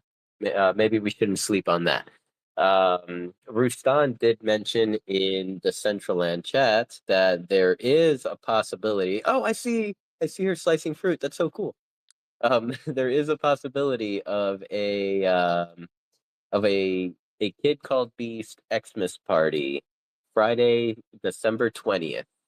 Um, I'm gonna start off by saying I hope it's after 5 p.m. Eastern. That way, I mean, I get off work at 5 p.m., so I will make it home maybe by the end of the events. Yes, yes. Okay, so we've got the meta. Okay, so One Exist and Fam are hosting their Twitter space on Wednesday the 18th, the holiday edition. We've got Risk. Actually, before that, okay, these are out of order. The 17th is Risk having a holiday party. Rustan is the, what did you say, the 20th? The 20th, yes, December 20th. Okay. No determined Cantina time yet. is okay. And then Oh, my event is on the 22nd. So I'll make something, I'll make like a, I don't know, a graphic just of the things going on. If anybody else is doing a holiday party or a holiday event or anything, oh, Exodus. Oh my gosh, Harmony's got that new wearable I want. That is so beautiful. Okay, I think Exodus is having an event. I think it started already, no. so I will check on that. But if anybody's having something for the holidays, send me a message because this is yeah, it's a fun time of year, and we should make like a post so everybody knows when the Mhm. parties are happening. And Rusan mentioned it could be maybe 8 or 10 p.m. Eastern. The event on the 20th.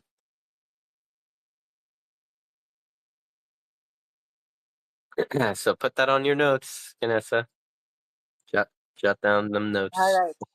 I got it. I got it. Jim needs this emote so bad. The slicing fruit one. I don't know why, but I feel like Jim needs that. Yeah, I'm over here like about to open my wallet, like and like where do I get this? I need this That's fun. emote. And for anyone watching on any streams here, I'll zoom in on it. Like you could see Rustan doing it in the back. Oh, nicely cut, Rustan. Are these vegetables going into the soup,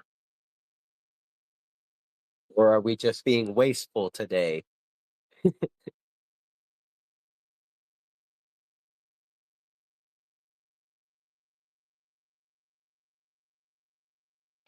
Oh, We need that, but like slice up a snowman and then he like falls to the ground because Rustan's standing behind me and he's kind of moving his sword fast. So like he should slice up a snowman and it falls to the ground. Jim's laughing. I know that was funny, Jim. Ho ho ho.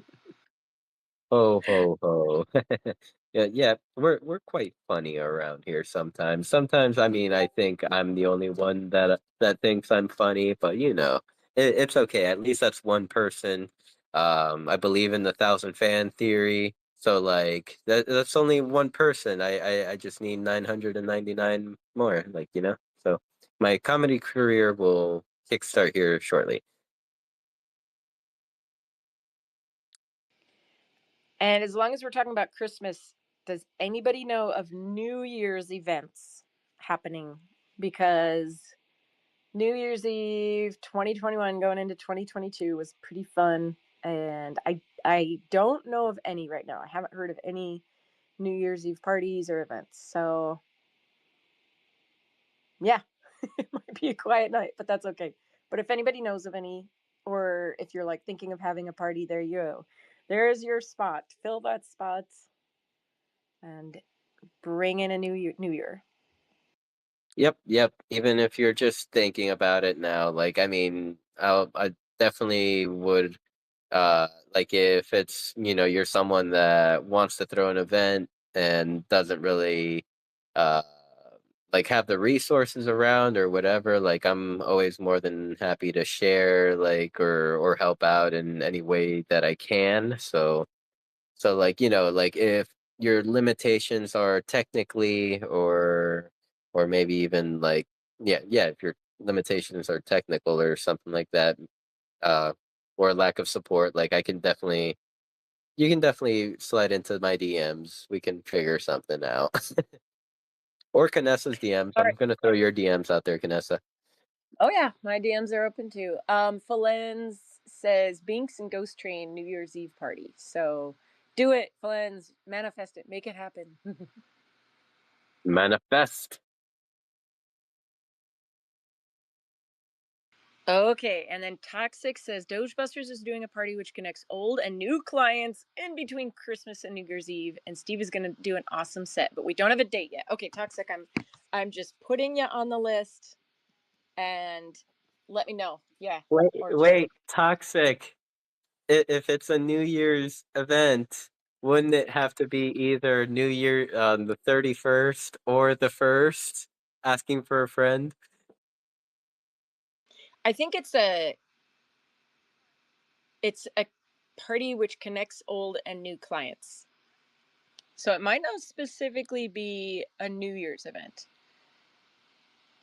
She doesn't say that, so I don't know. It, But that's cool. I think it's great to have parties not on New Year's. Also, like people are doing real life stuff, or going with family. Nope, okay. She said nope. I meant after Christmas and before New Year's Eve. So that I like events like that. Like it's cool because maybe it's easier for people to get to if it's not right on that holiday.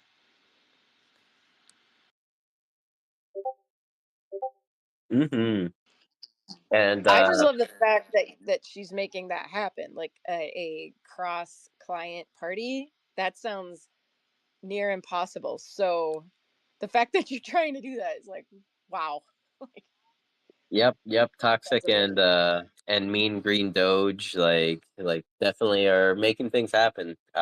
Mean green is, super a super talented developer and definitely loves to tinker, so so yeah, I think if there is someone that can make it happen, he would be one of those individuals that will get it done.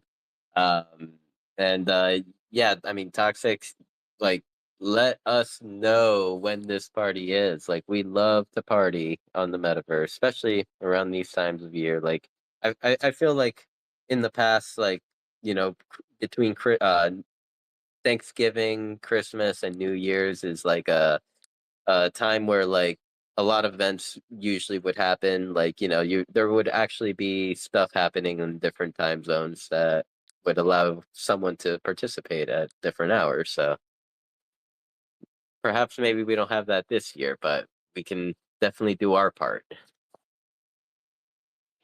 Yeah, definitely. And then, if there's a party that doesn't happen around the holidays, like I think that's good too because there's always that like after New Year's like I don't know, let down or like deflation like it just sometimes I don't know, like sometimes you just kind of crash after the holidays because it's like everything's so big and flashy and you got parties and everything's going on and you're overscheduled and making cool Christmas cookies and then January comes and then like at least in my area that's when like the really bad weather kind of sets in and gray and I don't know like years ago I was like I need to make a new holiday for myself in like late January because it's just I don't know it's kind of like the doldrums of the year and so we need to make a new holiday in like late January that we can look forward to because otherwise it just feels like oh after Christmas like yay Valentine's Mhm. Day, St. Patrick's Day, Easter.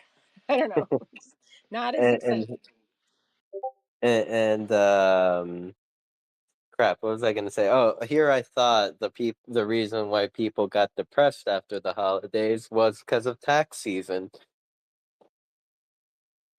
I don't know, I think seasonal affective disorder too is it's a big part of it. Like I used to have bright lights in my classroom and then like turn up the heat because a lot like 100% the students I was working with who had variety of behavioral needs. I could see the behaviors escalate like around that time of year too, and it's a hard time for people. It is like the data show it, so definitely felt that in the classroom. And yeah, I'm not gonna like bulldoze any new roads like trying to create cool new experiences, but I just think that I wish like I think there's benefit in that of having yeah just being aware that this time of year is hard for people and then even after it's really hard for people, some people not, but some of us yes. Mm-hmm. Yep. And just a quick mic check. If you can hear me, my phone got out of the Wi-Fi, or my Wi-Fi crashed or something. So, can you hear me well? Yeah, I got you loud and clear. Okay, good, good, good, good, good.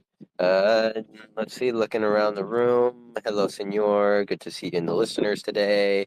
We have Shamanego, our friend Shamanego. Welcome. Thank you so much for popping into the space today. And let's see. We got JJ down there. Shout out JJ. And man, I wanted to give a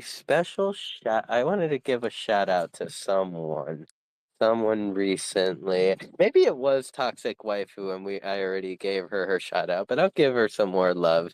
Uh, I've been seeing Toxic Waifu like streaming her Call of Duty gameplay and stuff like that. I've been seeing activity in the CBD Discord, gaming gamers channel. Everyone just coming together and playing Call of Duty or playing video games together. And like, I just want to, show some love to Oh, that. I lost. Oop, you lost me. I lost you. Now you're back. Yep. Okay, I'm back. What was I saying? I just wanted to, show some love and let you know, like, I really do appreciate that. You are using the CBD as your home base for your video game streaming and just playing with friends and stuff like that. We definitely uh, at CBD, we want to encourage individuals, just if you need a place to like that you want to hang out or like set up home base as like a video game spot or somewhere to share your stories, whatever it may be. Like, CBD is always an option. Just consult HR, which is Canessa. Canessa's HR. Uh, gonna throw you under the bus there, Canessa. I'm telling Toxic. I'm afraid I'll get addicted to Call of Duty. That's why I don't do stuff. I'm like, no, I know I'm too. I don't want to start because then I'll need like a skin, and then yeah. Somebody recently was. They were like, "Oh, what skin do you have in Fortnite?" And I'm like, "What skin do I have? Like, I think I have. I can't remember. 97 skins, I think. I don't know. Can you buy skins in Call of Duty? Like, is it all like based like that, like where you were buying skins and mods? Oh yeah, oh yeah. Fortnite has taught Call of Duty very well. As you see, Call of Duty has copied Fortnite's business model. Since they came out with their own battle royale version, and then shortly after, there's like the COD points, battle passes. Call of Duty takes a page out of the Fortnite handbook. I think Fortnite's taken a page out of Call of Duty handbook too, because they just introduced first person shooting. So I think it's just all, everybody's like peeking over the counter, and their devs are going back and forth. Like, video game industry laid off 30% of the workforce this year, so there's 30% of the workforce looking for new jobs. So I'm sure they, went from one to the next, and they're like, actually, this is really easy to implement. Here we go, boom. But Yeah. you gotta stay relevant. You gotta stay. Cannot stop moving in this space. Like, you gotta keep moving. I can only imagine some like new hire Fortnite dev like being like "fuck Call of Duty" and then applying the first person shooter search and destroy mode. Well, and that's why, like, it would be awesome to have that here in Decentraland. And I know Lastrum was, had a working version of it at Angzar. But it's like, it's got to work. I think to attract and retain users, like, it's got to work really. It's got to be seamless. Like, that was my biggest complaint with another Web3 shooter, like, not a first person shooter game, but a shooter game that I tried, that it was like, no, I know I hit that. I get so mad. I'm like, I know I hit that. I know I hit my target. So it's like those, the ballistic mechanics behind it. It's, you've got to feel like you're hitting your hitbox, like you got that. And it's so weird to think about that, but like, if the client, or not the I mean, I won't say client, but like if the person, the player, doesn't feel like it's accurate, then you lose that, like, I don't know, trust, I guess. And maybe for me, that's why I like Fortnite, because well, sometimes I'm like, I know I hit them. Why did I die? But generally speaking, I know that like it's pretty reliable. There's been some bad times, but like I think that uh Decentraland could use that. They could use a good player game like that. Pretty wild we don't have it, to be honest. I'm trying to think of, have we had it? Like there's been Angzar, there's been the laser tag. Where else have we had game mechanics like that? The snowball fight game, which was amazing, from Christmas. Was that Christmas 2021 to 22, or was that the 22-23? I think 21 to 22, and then it came back. Yeah. So, it's been very few experiences like that here. Hmm.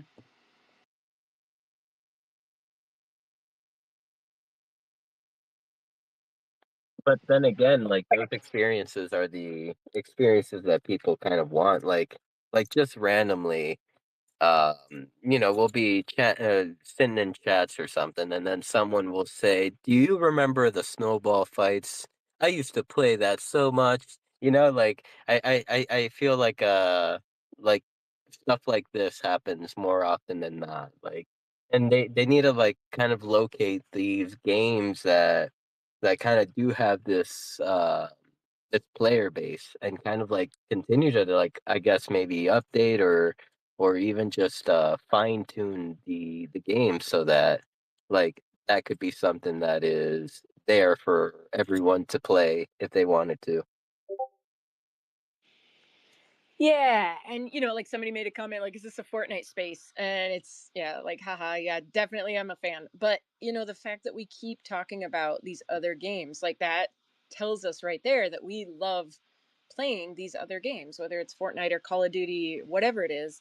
Um, so it's like that's information. Like that tells us something. Like we're using Decentraland as the viewer, so we can, well, actually, are we, like, if we're in world streaming it, then we're like watching ourselves play a game on a different platform, but we're leaving Decentraland to go play that game because we love it, where it's fun, but we want the social experience of experiencing it like with our friends, which we can also do on Discord. We don't need Decentraland to do that. Like we do feel more, or I don't know, like it's more fun to be an avatar standing here watching ourselves play in a different game.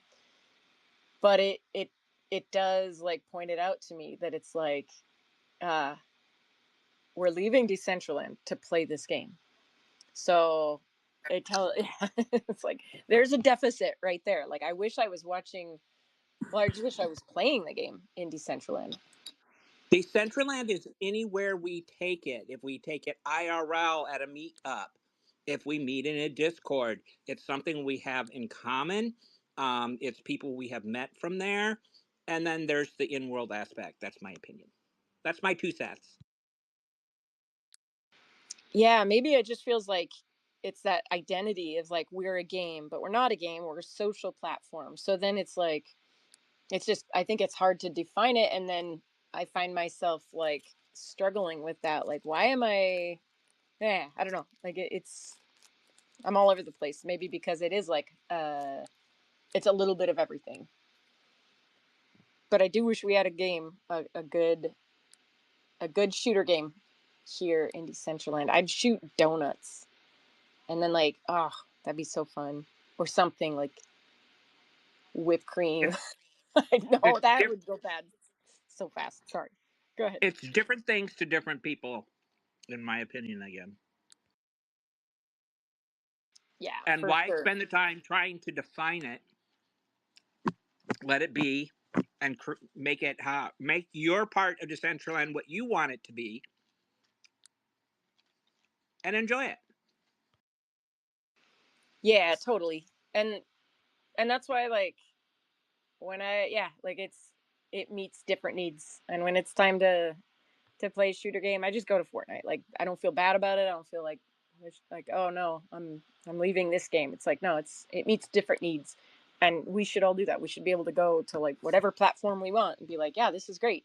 I love Decentraland. It meets this need, but Nifty Island like fits this need, or Sandbox fits this need. Like, uh, yeah, I feel like And I when you feel like do go that's to totally those fine. other platforms, sorry, I didn't mean, sorry. When you do go to those other platforms, you meet other people. The subject of Decentraland can always come up, and there's an opportunity to invite them to come see where you normally hang out. Yeah, Exactly. totally. It's like I Go, Canessa. Sorry. no. I was just agreeing. Like totally. I mean, yeah. It's just like in the real world, you don't just like not go to Target because you like go to Fred Meyer or Walmart first to get your, I don't know, pizza nuggets or whatever you're buying. Like you're gonna shop all over the place. And it's okay. Oh wow. Sorry, I was unmuted, everyone. Yeah, I totally agree. I totally agree. And we have Senor that requested to come up to speak. Welcome. Did you wanna jump into this current conversation that we're having? Yeah, what's going on? Just trying to stay relevant with everything that was going on. I wanted to spitball this idea. Um, and just to piggyback off of one existence said that, yeah, I do agree too about we kind of make it where we want to make it, and everybody kind of sees it differently, and I think that's going to be the best thing that kind of brings DCL, to the potential that I see, and I bet both of you guys see. But my idea was just to go back to the gaming. I was in a chat not too long ago and somebody mentioned, just the PS1 graphics. And I laugh about that all the time now because it's like, in some of these other metaverses, the graphics.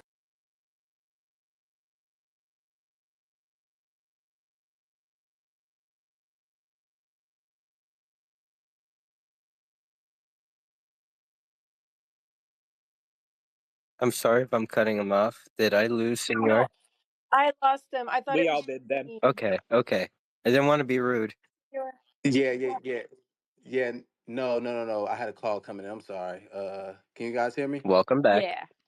Okay, yeah, yeah, yeah. Yeah, but it made me think back to some of my favorite games from PS1 and even 60 Nintendo 64, and it instantly made me think about Mario Party and Tekken and those type of games. So what if we kind of brought that aspect back? Because I love Call of Duty. Believe me, Fortnite, those first person shooters, those are my games, like for sure, for sure. But the graphics, I worry about when it comes to that first person shooter.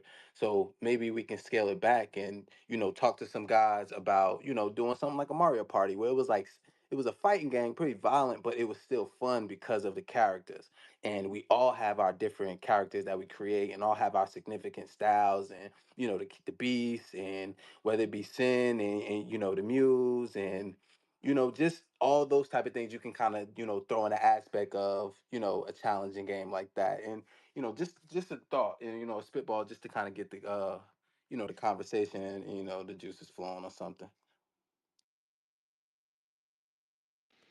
Yeah, that would be so cool. I mean, to like the idea that you could be in a game with all of your friends in their different attire, like, and yeah, I think the graphics, like you said, I mean, they're better. They're better than they were here. And sometimes I struggle with like looking at what I see on Unreal Engine versus Unity, and I'm like, dang, like there's some amazing graphics out there, and I know that's a deal breaker for some people that like they're just not going to come into a low poly environment and be impressed. They're just going to compare it to the past, and I don't know how to overcome that. But I think yeah, that's a I- good idea of like go back to the roots. In a way, I do want to like kind of push back on like that mentality of people like seeing low quality and kind of being pushed away from it. for example, there's this game called Battle Bit Remastered. It's basically like it's like the game of Battlefield. I don't know if any of you have ever played Battlefield. Like it's that concept, but they put it into like these Roblox looking characters or whatever, you know? So then like that is like in my like I'm no expert, but I would think that is less intensive, less hardware or graphic intensive as like the actual Battlefield game. Like maybe like things could be done at a smaller scale, like take Call of Duty but dumb it down in the central end to the Decentraland level. Right. I agree. But you know what stands out to me when you mention that game, because it's probably a dope game, but So dope. it's signaturized. You know what I mean? Because like I was looking at that, I've been seeing like, somebody's trolling Lego lands metaverse about it being a client 3.0 or whatever.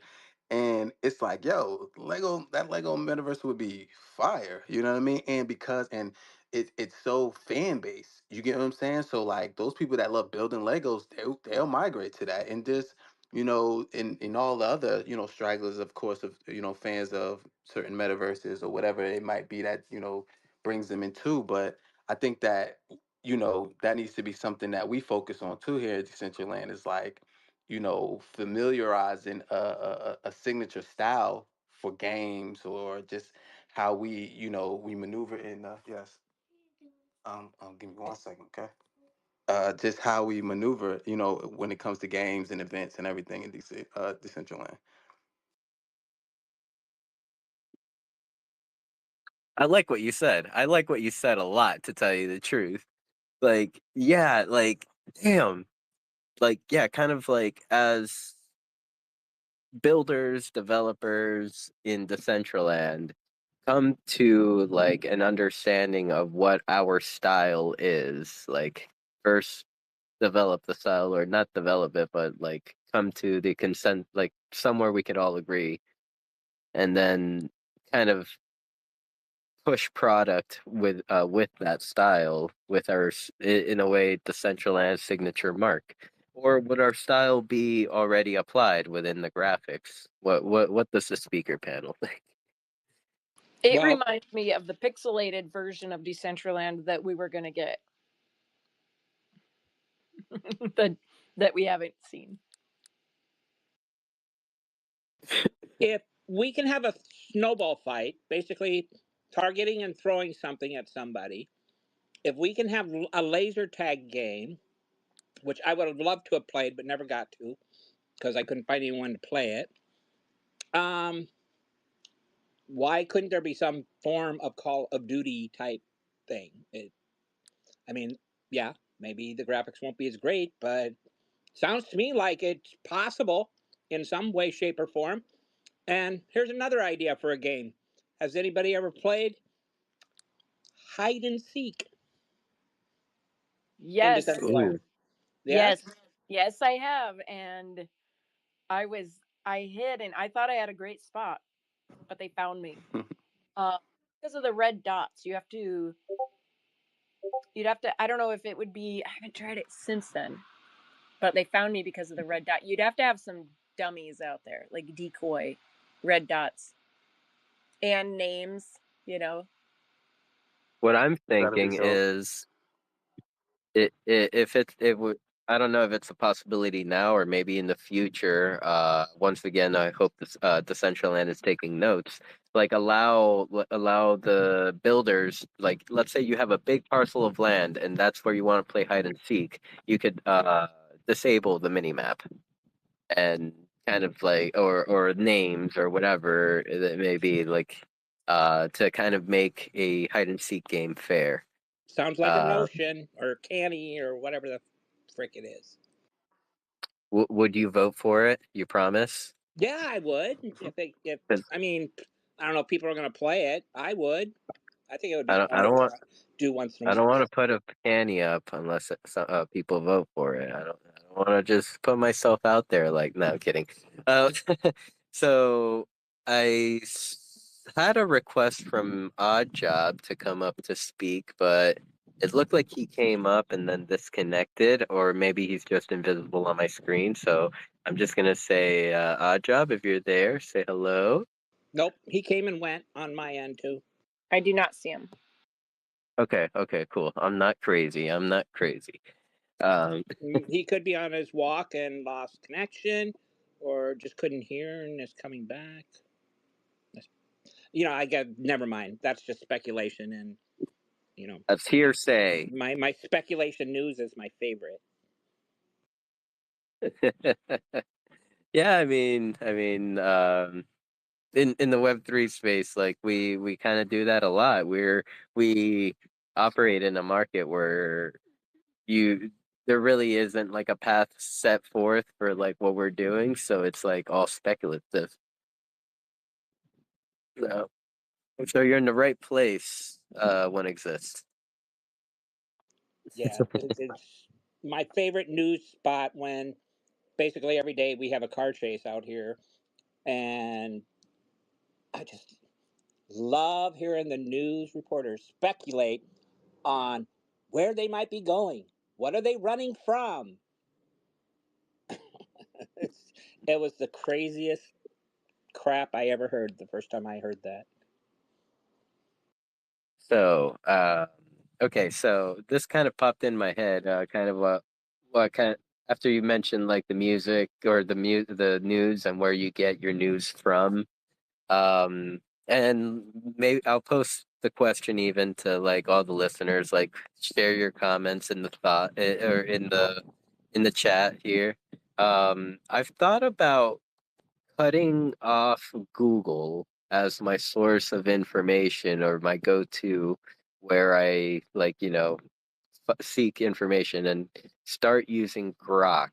Or maybe if it not even just Grok, but like AI.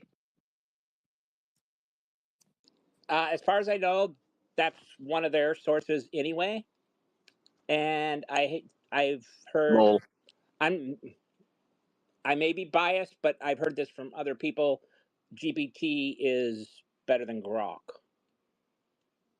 Oh yeah, I mean, like for as someone that doesn't know too much about all that, like I would agree. Just looking at like the overall like companies, like GPT has been running their AI and machine learning technology like for a long time.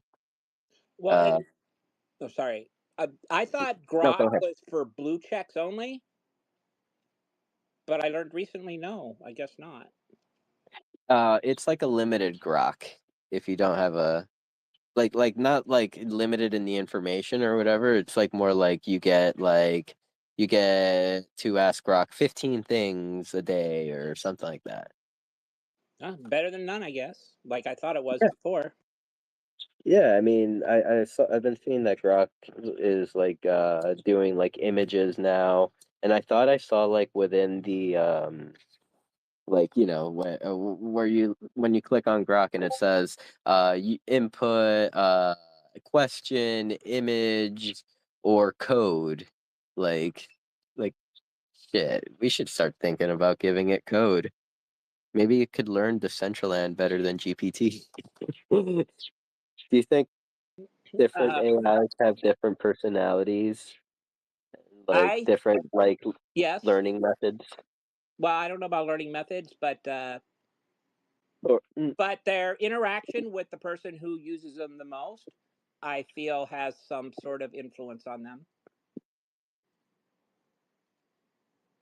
so they're But like then there's humans. also sorry, but then there's also the information that you give them specifically, um, and there are you can tell it to remember up to so many different things, so it will remember things as well. So yeah, there's that because there's one out there specifically that somebody made to fucking rip me and Chase apart by the name of motherfucking Mojito. Fucking mojito, that One of motherfucker. the worst cocktails ever, too.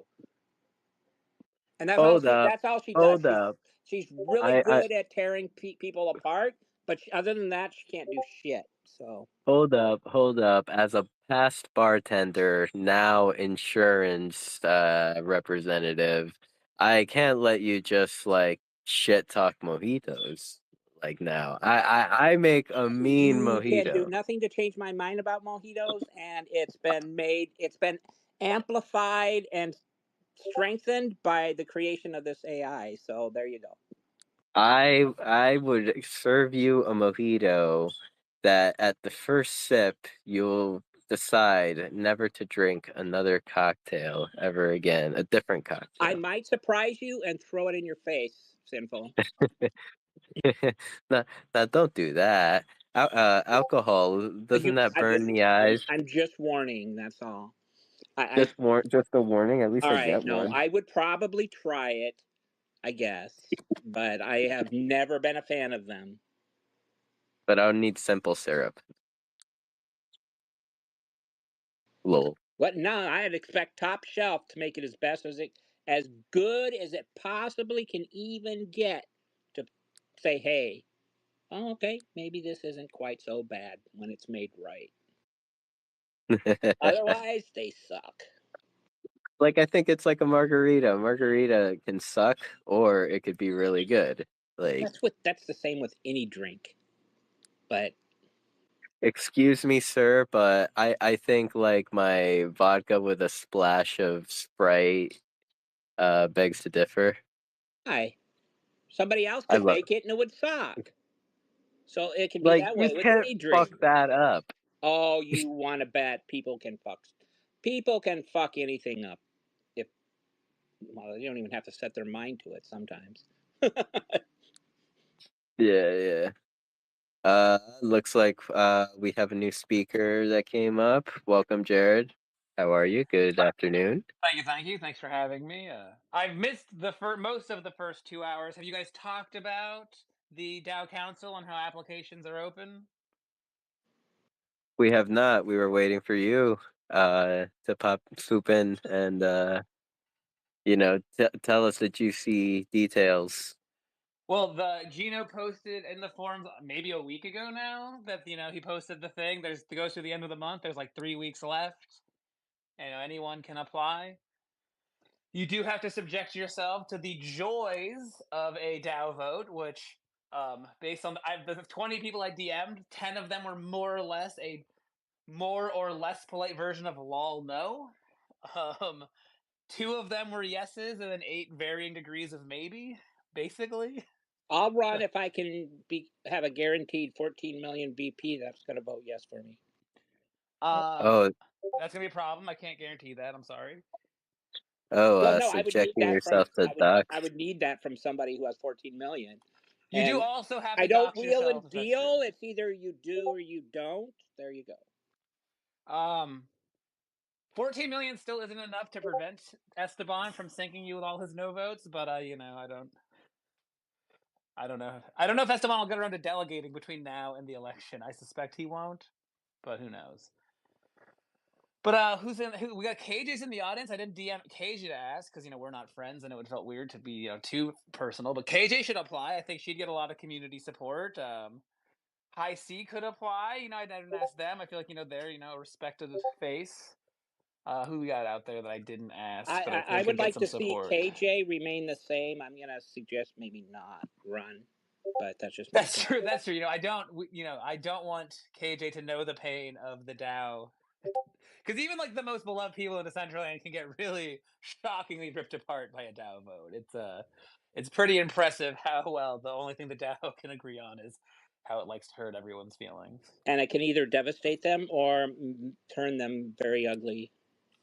I feel like those are like the same degree. You usually when someone says "or," it's the other option is good. You were just like, well, it can either kill them or it can leave them in a coma Pretty much, forever. yeah. So there you go. I guess take that for whatever it's worth.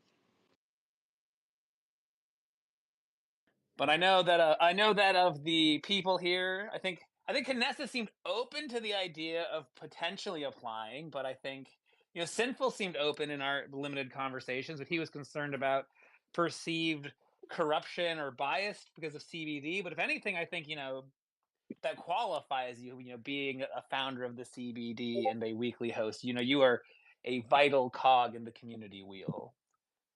Yeah, kind of Gino explained it even better in the conversation. I don't know if it was yesterday or the day before, I can't remember.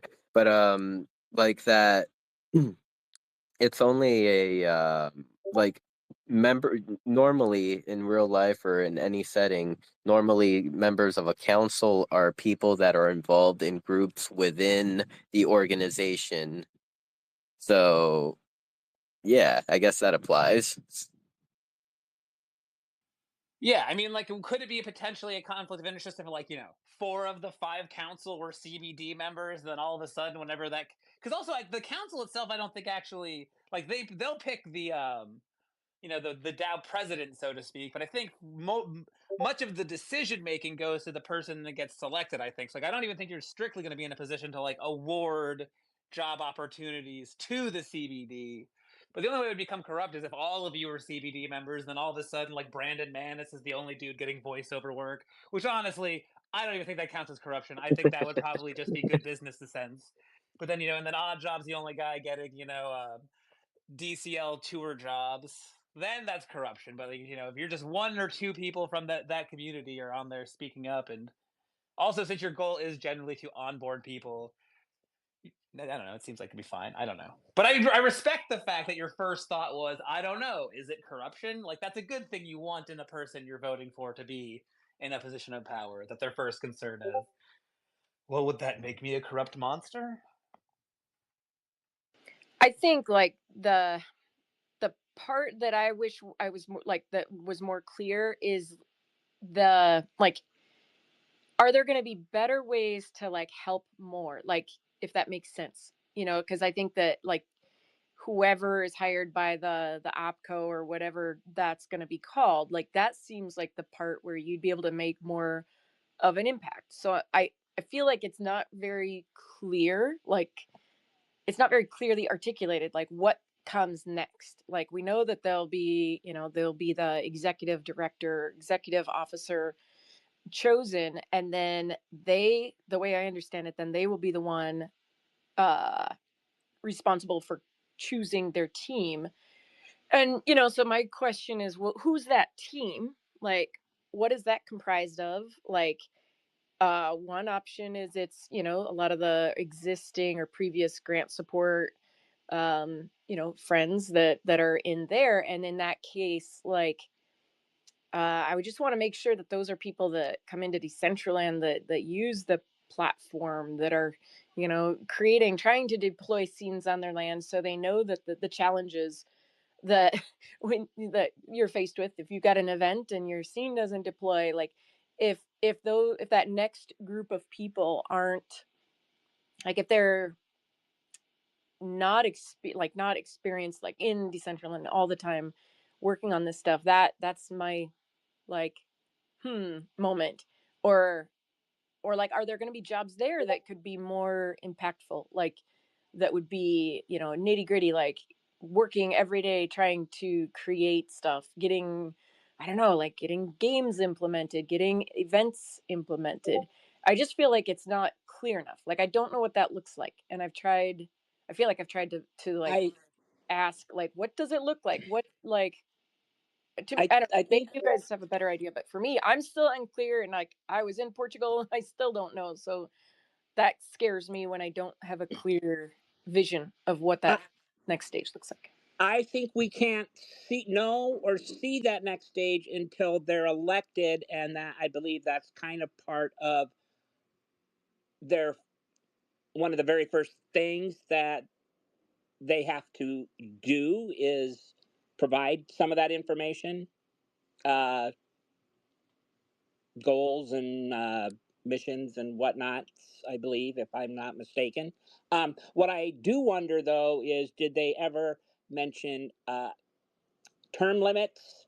Um, and while I am a fan of the whole committee idea, I'm still against it at this point in time because of the divide, the limitations set upon us with the foundation, unless there is going to be much more better communication because of this, which they're damn well better one way or the other. Again, just my opinion. Did I lose you or did everybody lose you? I can still hear him talking. I lost myself a long time ago, but Yeah, if yeah, I anybody's could fine still with hear it. one, Inessa. Okay, I can hear you guys now. Yeah, to be fair, I think he kind of just trailed off because he was just disappointed in the platform and didn't know where to pivot to from his. I didn't say that. Sure, you were Now disappointed in the that's a whole nother dynamic. story, but I'm hoping this week and next week can all remain perfectly fun and positive CBD spaces. No, I'm just saying I am while I like and agree with the idea of the committee, I just wonder, did they include term limits, which I don't think they were going to do or didn't do, which I think is a miss.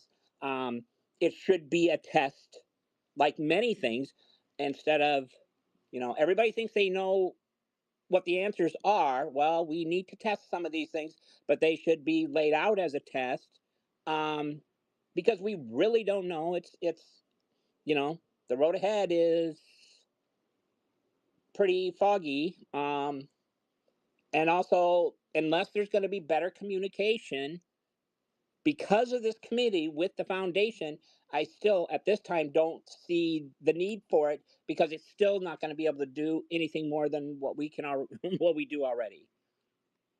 But that's just my opinion on it. I think the difference would be accessing different funds. So right now, everything, yes, we can do the same both places, but right now we're any events happening, anything being created is using foundation funds.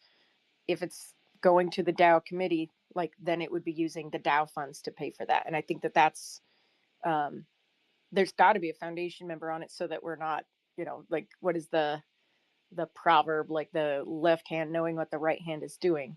But I like the idea of like limits and also just knowing that this is going to be a test and like things are going to break.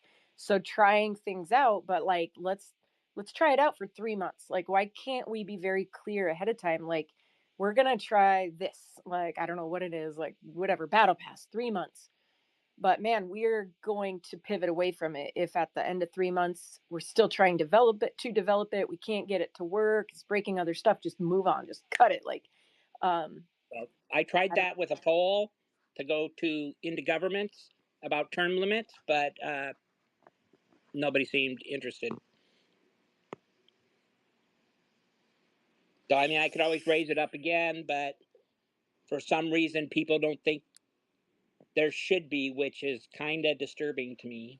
Well, I mean, for the most things don't have term limits. So like businesses, like there's What do you no. mean most things I mean, don't? like literally most things in the world ever, like don't have term limits. Like a government, like a company's panel, of the board of directors, A those don't have company term can limits. end CEOs don't have employment term with an limits. employee at any given time for any given reason that they so wish. That's sure. That's a term That limit, is so to speak. no, it's not. That's not what a term limit is. That's not what it. Well, And what you just said is no different then than why how is this it the direct terminate? this thing Then works. why is it called terminate? Okay, I mean, I'm not trying to argue semantics. I'm just like a term I limits. know Term limits is a very clearly that's defined thing, in that's my opinion. That means a president can have 2 terms. I don't. What you're saying is just like a weird semantical argument that I don't really think doesn't necessarily then like. how should it be phrased? Either way, I think It's irrelevant because there the should argument you be. just made that's valid for this council. The council members can all be dismissed at any given time through past governance. So like I don't see how what you're saying as a term limit is different than what already exists in the defined structure for the format. But anyway, I was just trying to say is like I guess Because then it also solidifies if we, the people, with the little votes, are unable to rectify a situation that others might possibly not want rectified. I guess again, a VP issue, if that makes sense. sure, but but anyway, I don't think that like term limits in general, like the United President of the United States has term limits. Literally, no other elected position in the United States has term limits. Most private businesses, to my knowledge, don't have term limits for their boards of directors or CEOs. So I think that it's not that. I don't think that calling it out as a huge concern is necessarily like based in a historical evidence as All presented right, in most I'll things. That's concede all. on that. Concede on that. I can see why it's a thing you would want, just because it's easier to have that safety net than to have just like let the corruption of the DAO go unchecked as it has continued to do. But I think most of the people who's like arguments like, well, this council can be corrupt, and this isn't for on you instance. This is more for like other arguments I've heard from like other people who I won't call out by name. But like I think most of the corruption concerns they have about this council already exist within the existing framework of any DAO, based on the way that it is just pay to play, the worst parts of capitalism and libertarianism combined with government. So I think that the corruption that they're concerned existing in this new dynamic already exists and can exist in literally any DAO. So I think it's not necessarily a good argument for why we shouldn't try something new because it has flaws, because the thing we're doing already has flaws and they're basically the same flaws. So I have a question about this, but I know you were trying to chime in, Sinful. Go ahead. Oh, I don't remember. Go ahead. I'm one thing I am curious about is, I guess, approximately how long do you think it'll take before we actually see some sort of positive results from this committee? I mean, I guess it depends how you I'm just define curious. positive results. I don't know. Of course, population increase would be one. A finished project that continues to work. That will, I guess. I don't know. I would argue that the finished project that continues to work is actually really vague, and I think that like All right. where your expectations are, because like I don't know, decades for a finished product. There has to be some sort of metric to compare whether it's working better as opposed to the way things were, doesn't there? I mean, I would argue that if money from the DAO spent versus things continuing to work, like the grants versus project would be an easy metric to use. Being like, hey, we spent $4 million last year, and here's what we had to show for it with the old DAO format. We spent much money this year. I think it'll be pretty easy to like create metrics to demonstrate that the DAO treasury is being spent more effectively. Like, hey, instead of spending $250,000 on a 3-day failed architecture event that promoted another metaverse, we instead spent $250,000 on these 6 things, and look how awesome they were.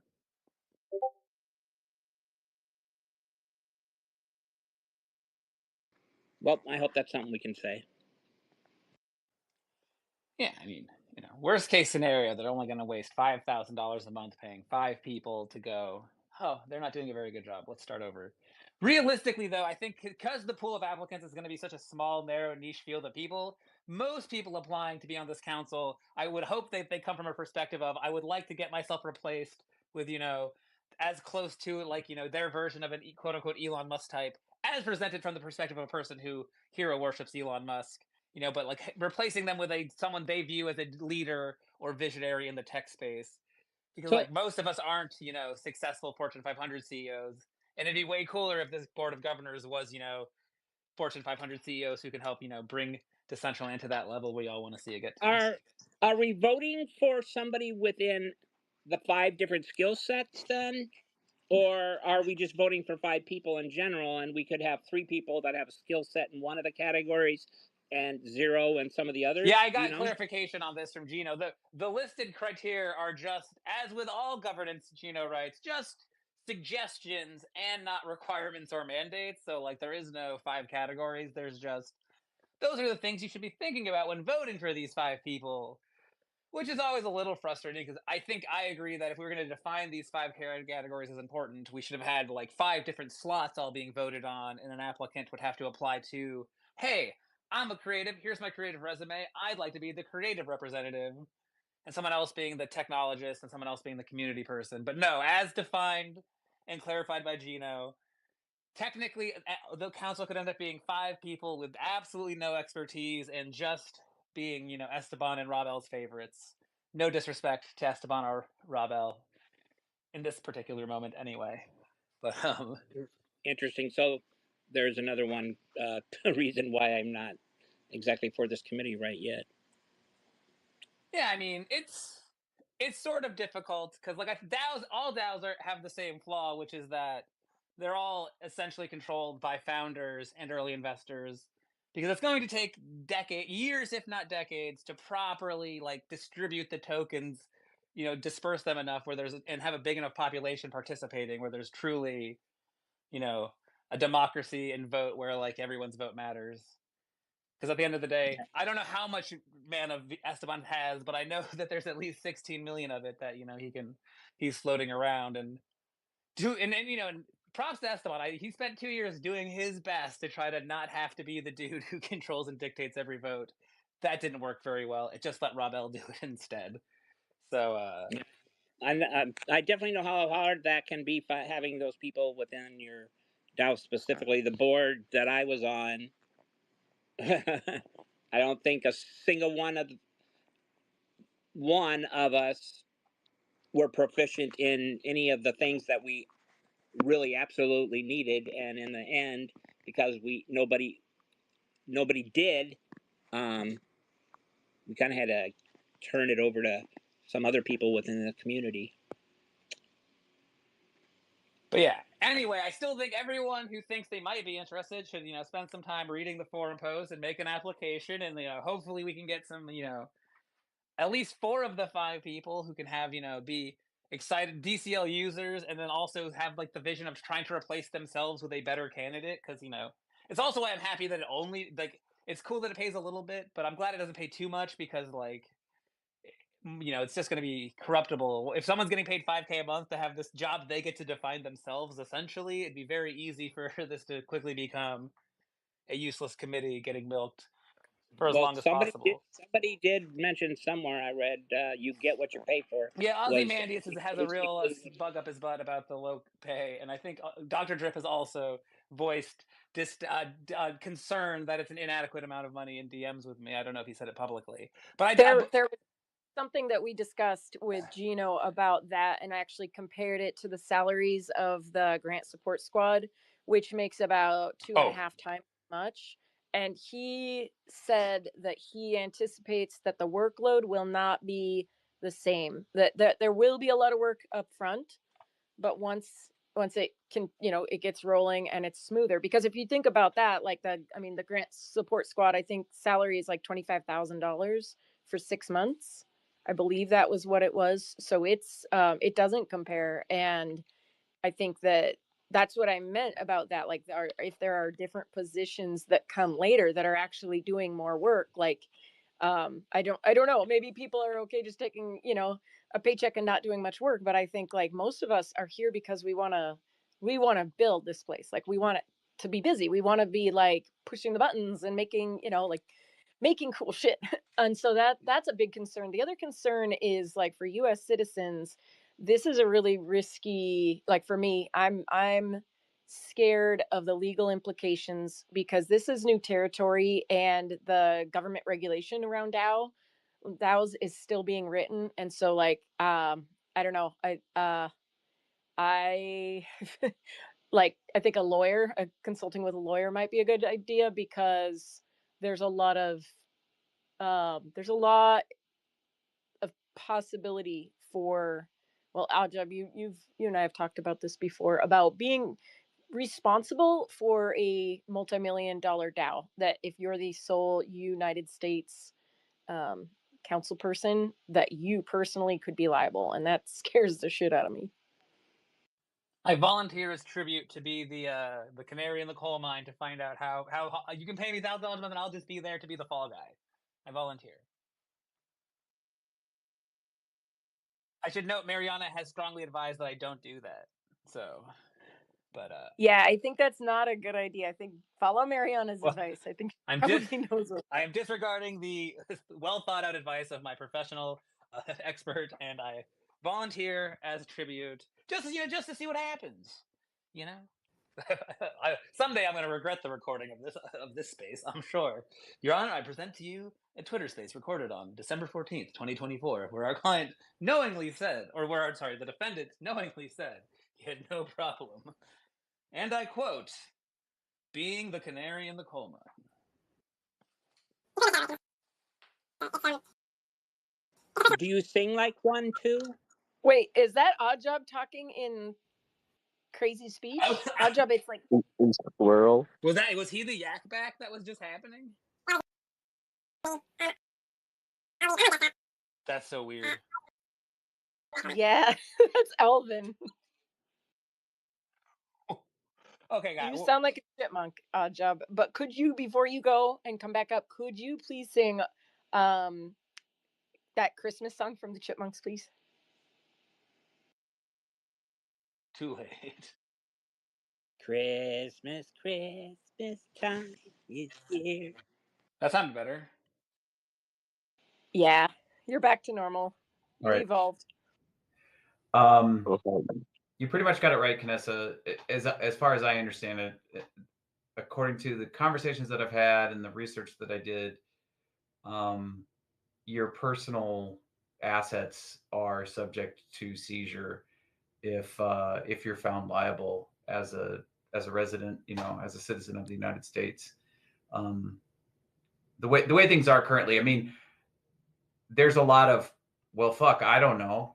It's in the FAFO stage right now, and I'd rather not subject my house and my car and any other assets that I have to test that theory, because I'm stuck going to court for something that happened in Decentraland that I'm found personally liable for. So it would actually yeah, be a fantastically ironic story if somehow I end up on this council and then I go to jail because Rob L stole District X.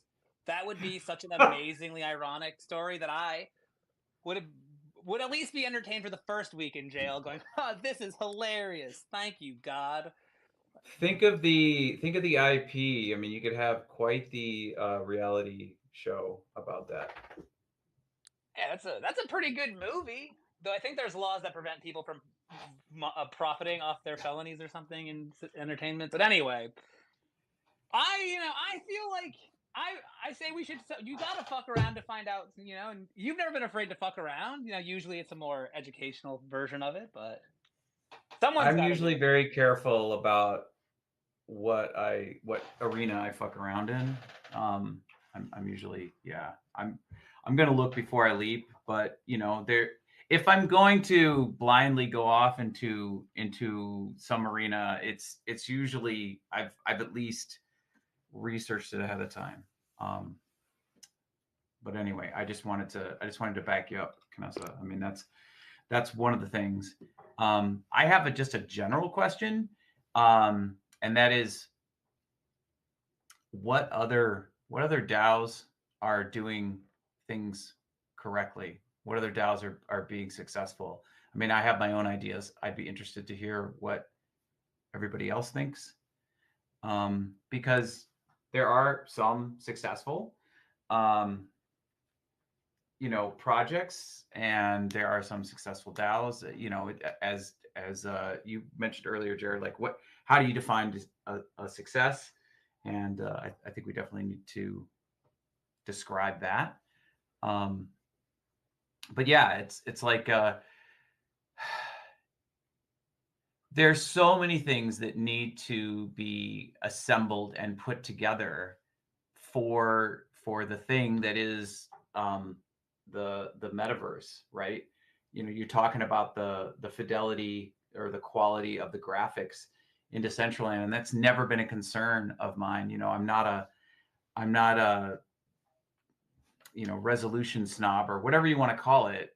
It's like, given the talent or given the skill of the artist, it doesn't matter if I'm drawing with a burnt stick on a calf skin, right? It is a poor craftsman who blames the tools, right? So the conveyance which we're using, as long as we have a certain base level of available tools, we should be able to convey, and we have been able to convey, certain emotion and intimacy, camaraderie, that sort of thing. I'm sorry, I'm getting kind of off topic here. Back to the DAO thing. It's like there's a lot going on, right? So DAOs are an unproven thing. Blockchain is a relatively unproven thing. Like you take the, what is it, 1 trillion plus market cap that Bitcoin has, and the 500,000 that Ethereum has, or sorry, half trillion, and it's like just a small fraction of like the annual economic output of the state of California, right? It's like, it's a lot of money. There's a lot of money out there, but it's still small. It's still in its infancy. You know, how to create a contiguous metaverse space. I mean, that's a whole other challenge. And then you know, how to develop an SDK on top of that and make it open source, and you know, use blockchain to authenticate it all. I mean, Decentraland has gotten a lot of things right, but there's just still so many things that have yet to be solved. And yeah, I don't know that this counselor or whatever the hell it's called, I just, yeah, I don't know if it's the right thing, but I'm certainly not going to be putting my name up for it. And I think like the Hippocratic Oath, right? First thing, do no harm. I mean, there's definitely a stage where you have to triage a patient. I don't know if we're necessarily in that state, but I see MetaBeast is, I don't even know who that is. Who is that? Is that one existence? Has, So yes. One exist. oh, okay. All right. Go ahead, Existence. I'm not fluent in German, Oh. but I can help you with a simple message. Willkommen in Decentraland und frohe Weihnachten. Okay. Could someone What else was explain that? why we were talking in German? Could Toxic come up here and tell me what one existence was saying to her? Also, I think it's just welcome to Decentraland. Okay, well, Willkommen. I'm not sure, but either way, Toxic seemed mildly receptive.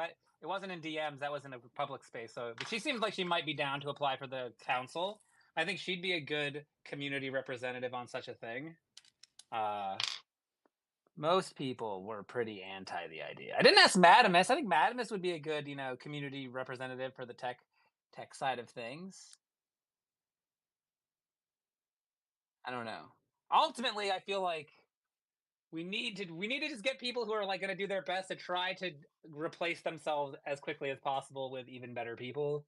Though it is hard to define what better is in some cases, but Somebody fill me in. Why are we even talking about this council? Why is this a thing? Was this the thing that was voted on? Because yeah. perhaps there's a better way to go We're about. talking about it because it was what was voted on. Esteban has supported it and passed it. We are now in the nominate people to it phase. That the forum post to nominate people has been up for a week. It's going to be up for a whole month. And at this point, like, no one has applied, and it's. Well, that's how you kill it. Yeah, as the unofficial You get- community manager of Decentraland, I've taken it upon myself to try to get people I respect and like to apply. So far, things haven't been going great on that front, but that's why we're talking about it, because it is actively being, the process to elect people to it is happening, and not. I mean, if it's a shitty idea, it's just gonna die a natural death, right? It's like the whatever. This is somewhat related, but not really related. It's like I've been complaining about getting video in Decentraland, how it's just a big pain in the ass, and I'm like, why can't I just put a YouTube link in there? It's like super easy and Hyperfy and other places. They're like, well, it's not decentralized, and we're using this decentralized solution. And I'm like, okay. I think I was talking to Derek, and I think Sinful, you were in on this call. It was in CBD Spaces, but I'm just like, if it's too fucking complicated and nobody can use it, if nobody's going to show up to be on the council, then it's ineffective. It's ineffective, right? You have in effect not made it decentralized because nobody's using it, right? There's like a small handful of people that can use it, and it's like, it seems like we keep making the same mistake again and again. It's like, okay,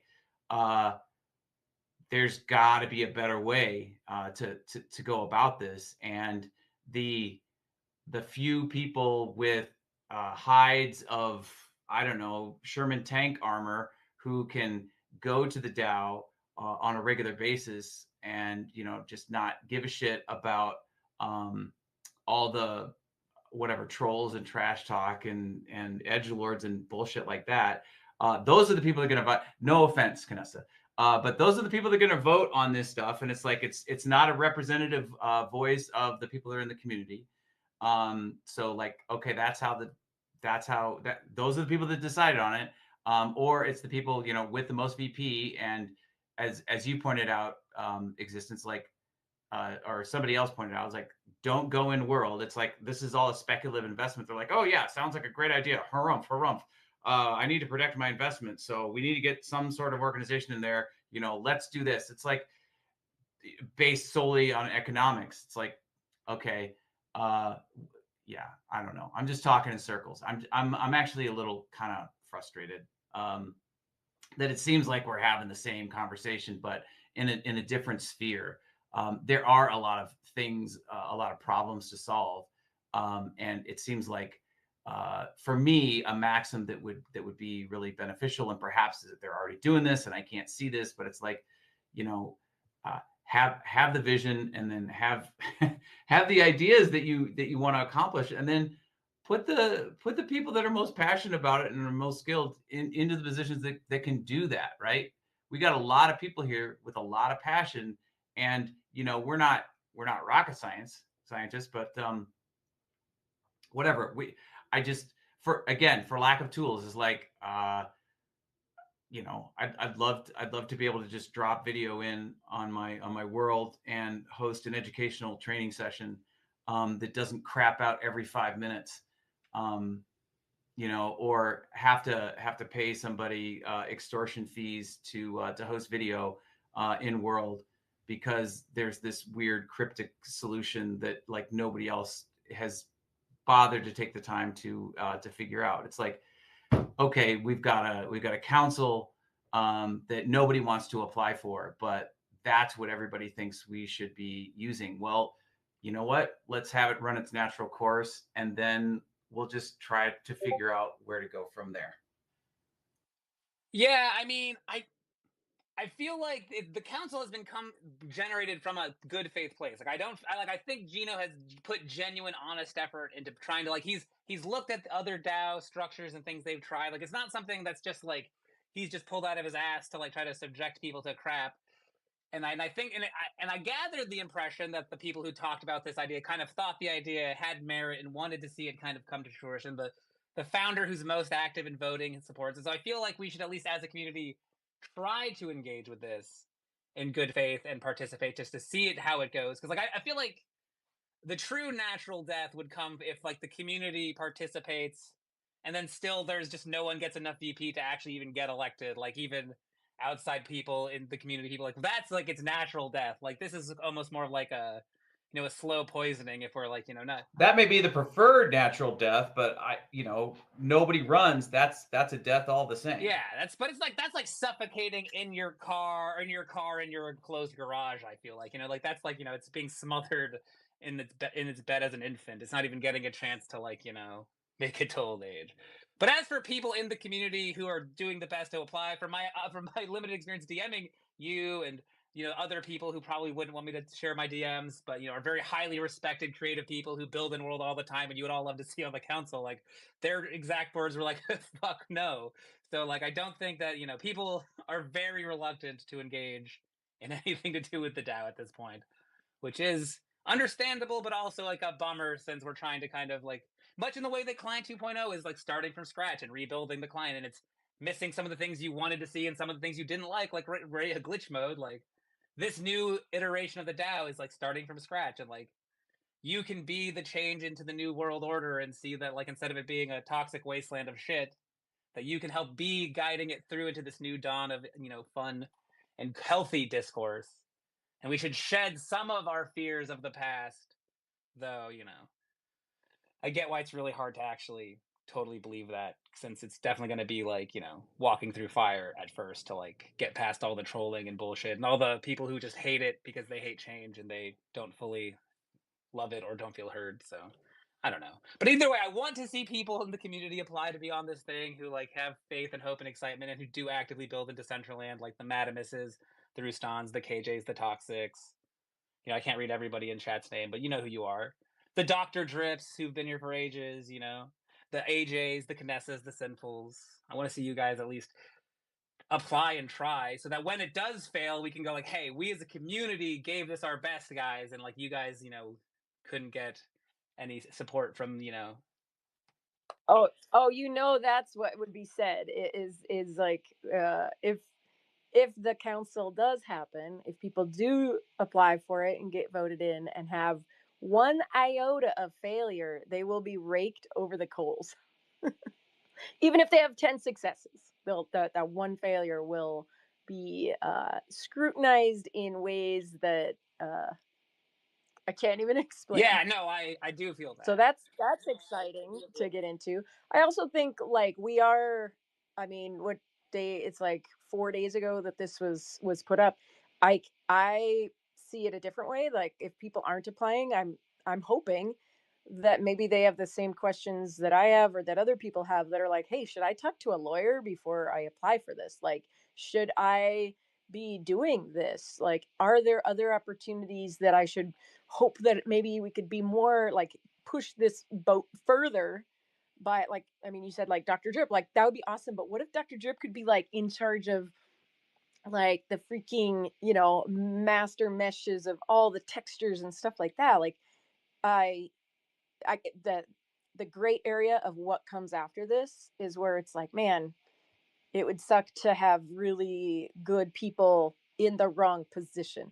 Like builders should be building, you know, devs should be deving, like all of those five criteria. I mean, I think that's hard. That's why it's hard to see where it's going because we don't have the full picture. We're drawing the image as we continue to go along. But I see it like I'm hoping that people like if nobody's applied yet, it doesn't indicate a lack of interest necessarily. Maybe that's it, but it also could just indicate people are really taking it serious and they're not just jumping in like, yeah, I'll do it, I don't care if I lose everything I've worked for, all the crypto that I've hustled, every 9 to 5 of going to my day job, doesn't matter, my family loses their house, like let's go for it, DCL for life. Like no, we should be moving slow, people should be moving slow. This is a cutthroat place. I mean, it just is. It is not for the faint of heart. And yeah, you're right. It'll be special. The people that take that job will either have, like you said, rhino hide armor, or they'll just, yeah, I don't know. Like it, there's a lot of unknowns. And I think if people are taking their time to consider whether this aligns with their personal life values, like they should. I wouldn't want anyone jumping in, not knowing fully, like literally not knowing what legal repercussions might follow them down the road. That's scary. Yeah, especially because it does come with the requirement of being like fully doxxed, so you are definitely extra vulnerable since you now have to hope that whoever has your fully doxed like photo of your valid ID is like doesn't get hacked and lose your data, doesn't expose you to targeted harassment from unhappy whales that just hypothetically there aren't multiple people in the speaker panel who have ever been doxed and harassed by angry DCL whales. So but hypothetically that'd be really unpleasant for a person to experience, I'm sure, and would be concerning. So I agree with you that there's definitely lots of reasons to be apprehensive about applying, particularly if you're in the US, but really anyone. But I think that good, cool, awesome new things don't happen comfortably. That does require chance, risk, and putting yourself out there on some level, or some people to do it. If it was easy, everyone would do it. So I think that the risks that we all are well aware of and we're mentioning, like I think that's what makes the upside so rewarding and the potential so like worth the risk on some level. Because if it does all work out, like you get to be like a pioneer and founder of like an awesome thing that people look back on and be like, man, it's crazy that U.S. citizen just said YOLO, let's try this out. I'm like, I believe in this so much, I'm going to risk it. That said, if I had a house, a family, a proper retirement fund, I could definitely see like, yeah, I'm not trying to make my 15-year-old child homeless because I wanted to make $1,000 a month to believe in my metaverse dream. But for those of you without kids, like I don't believe Dr. Drip or Sinful have kids yet. Like they got less to lose. You put yourselves out there, you 30-year-old youngins. Yep. There you go. Yeah, so For less. I literally like as you've been explaining all this, I was like, yeah, I don't have kids or anything like that, so like in all honesty, there's probably ways that I could protect myself financially as well through LLCs or yeah, stuff like that, and yeah, And just start an anon wallet that you're absolutely disassociated with, and pile all of your main crypto investments into that, so that when you go to jail, they don't take that one. Dr. exactly. Tripp may I not think have they children, but he has have so photobombing much. chickens. Sorry, Canessa.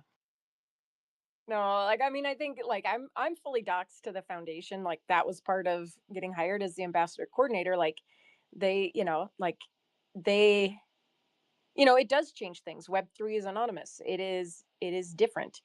And I think that it does depend on who's on that council because there's a lot of great people here. There's a lot of other people who, I'm not sure that I would want them having that information. Like doxing is wrong. Like that is a Web3 cardinal sin. It should be, in my opinion.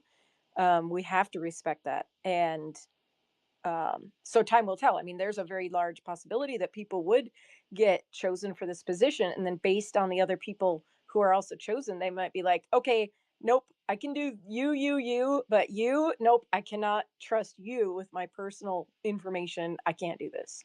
So then we're back to the drawing board. What do we do? Do we try to hire another, person for that position? I mean, I don't know. There's a lot of people that are fine that are already docs that work for the grant support squad that I sure would love to have this position, I did wouldn't ask they? Fez if he was thinking about applying, and he seemed hesitant because he didn't think of the because as presented, everyone sees these 5 positions. He's like, well, I don't know which one of those fits me best, but he's down. I think most people, like and respect Fez and think he made an honest, good faith effort to help the DAO. I'd love to see Fez get on this council. I think few people have put in more work than Fez for Decentraland.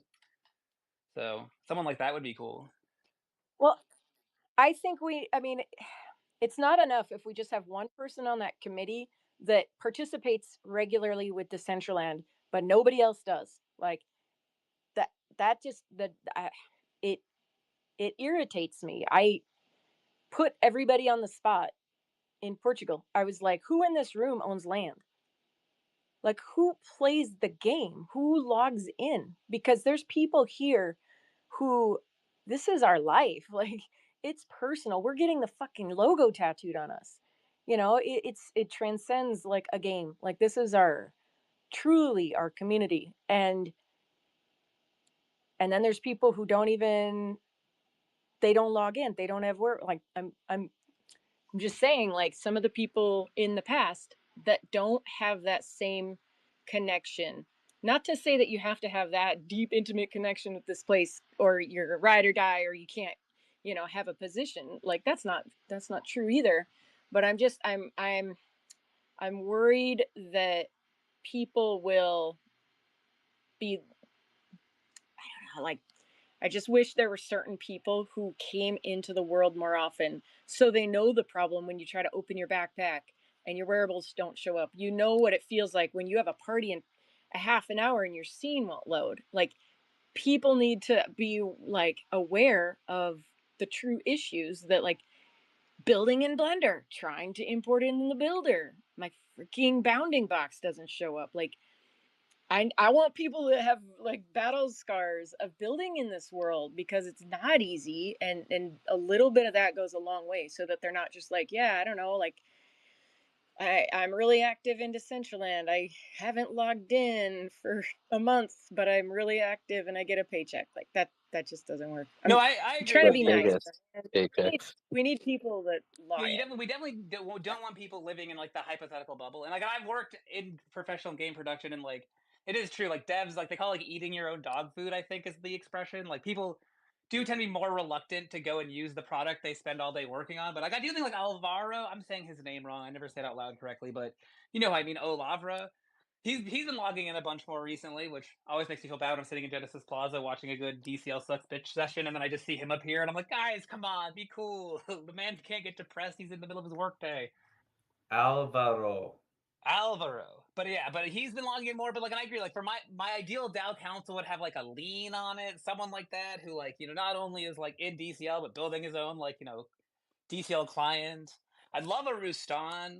Like, I'd love to have a Rustan on there because like, he's optimistic about the new client. He uses it. He's super active. He does all the things you listed. He'd be like an ideal member. But he didn't seem super excited about the idea. But yeah, I agree with you, Vanessa. We definitely want active users. I mean, like a nice, you also want just super smart tech people who know how the back end works and visionaries as well. But I agree, like 3 out of the 5 should absolutely be people who log in.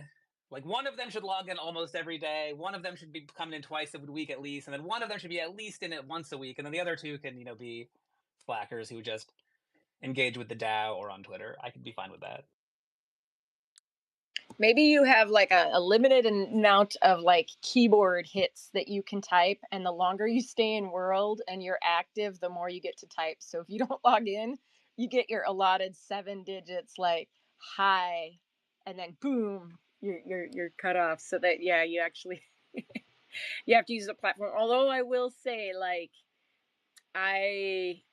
last year when I started working as the ambassador coordinator, like I was working more than I was coming in because I had, work to do behind the scenes. And it like definitely changed my perspective that like, yeah, I want to go to that party, but I have to process this receipt. So I do want to like say like it is a balance when you're actually working behind the scenes that like you're working, and that like we do want those devs to be working, not just like coming to every party. And I think redefining what the future should look like here, and so that it's more than just parties. Like we got to push way further than we are. Yeah, I was excited to see that Bay had come into the CBD asking for like game advice and like what like focusing on that, because I do agree that like right now the DCL game offerings really need to step up a little bit, because like all the classics, like when someone comes into Genesis Plaza now and they seem like, oh, like what should I go check out? Like I'm like, I don't know where to send anyone anymore. Like Knights of Antrim doesn't work, Exodus doesn't work, Broomway doesn't work, Wondermind doesn't work. I'm like, I don't know what to tell you to go do right now. Like go play word search doesn't feel like a great reason to tell someone to like be excited about the metaverse. So I do want to see like them focus on getting more gaming elements available for people to go and do. So that would be nice. But the tragic thing is what you just wished for, like it was already in development, right? I mean, that's what Last Slice Collective was working on. Is the in-world builder. The second round was were the game elements. Can one of you last slicers get Lastrum to like come out of his cave and apply for this council, by the way, please? Like I DM'd him, he was my one no reply. Dude, that's never gonna happen. I mean, I'm not like tight with Lastrum or anything, but just based on what I know about the history. I mean, he used to work on N4 Foundation, and then he left. I know he's got a contentious relationship with some of the people I respect at both the DAO and probably at the foundation. But like I think that like he'd be a good candidate as a DAO from the community side of things. Like he absolutely is like as intimately aware of the tech side of things. I've always felt he was a little naive about how the DAO works, but like that's not necessarily necessary information since we're kind of reinventing how the DAO works. So there's still, I don't know. I would like to see him at least apply, but it sounds like it's not going to be a thing, so I should stop hoping for it. So I don't know if you guys follow Vitalik at all.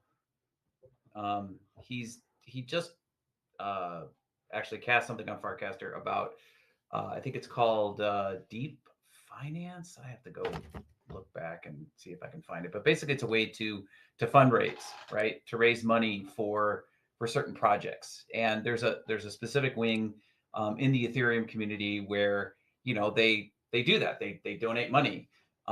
So they're just looking to find ways to be more effective at that. And I don't know. It's an interesting concept, right? And I'm not saying that this is the solution for Decentraland, but I'm saying that there's, and I'm not casting aspersions on what Gino has created or anybody else. in the Dow so far. I'm a bit salty about things, but respect where is respect due, right? Uh, but there's fuck, where is it? I'm sort of what am I saying? Stalling, trying to find trying to find this article. But yeah, it's like there's got to be a way. There's got to be a better way. Maybe this is the way, and I'm just totally behind the times, and I'm just not meant to be part of it. Um, but yeah, I think there are ways, there are methods, and this kind of gets to what Vanessa was saying about just the slow steady growth. Um, is you know you got to move fast and break shit, right? If you're on the edge of innovation, but it takes time for people to assimilate information and to try shit out and to interrelate in a system to see where the deficiencies are. Um, I work at a school where there's over 1,000 kids and there's like 200 staff there. And anytime, somebody leaves a department and you take out that cog and you put something new in, you're essentially breaking the previous system. Like, yeah, they're still in the exact same teacher position, but there are just ways that we interrelate with one another that take time to adjust to. And, I've been at my current job for a little over a year now, and I'm just now beginning to feel somewhat comfortable and confident. So, like, as I guess what I'm getting at is like cautioning patience. That yeah, I just be patient and be charitable. It's real easy to cast aspersions. It's the simple lazy thing to do, I would say, to tear shit down. Um, and it's super hard to build anything up. It's like I used to be at my neighborhood organization. I was on the whatever. I was on certain committees, and yeah, this one woman who was there, she was fond of saying, "Where were you when the piece of paper was blank?" Right? Where were you when it was there? We had no ideas even, and you needed to come up with an idea, and then once you have to start, like, okay, I'm incarnating this idea. I'm taking just this vague concept of, yeah, everybody needs to get along. Okay, well, how do you make that happen? What do you do when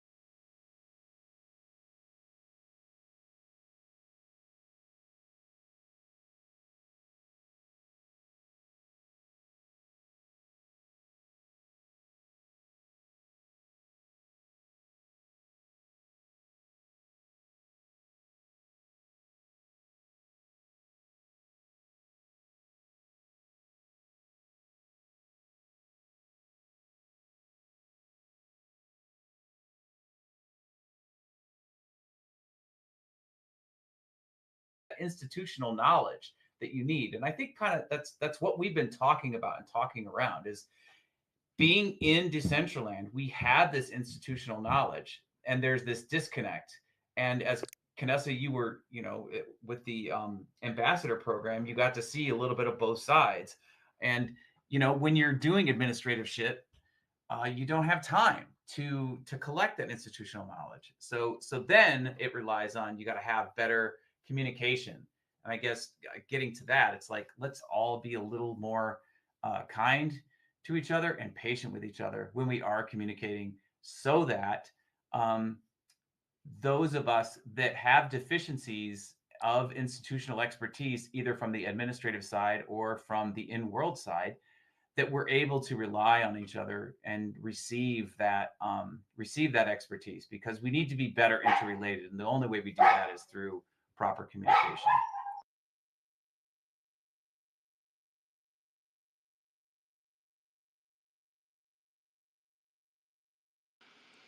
Very well said, AJ. We could all be better communicators. Not me. I mean, I communicate great. I never feel like I'm misunderstood or come across overly aggressive when I'm not trying to. But the rest of you guys, I think you guys could probably step it up a little bit. I imagine that joke wasn't as funny as it was in my head before I said it out loud.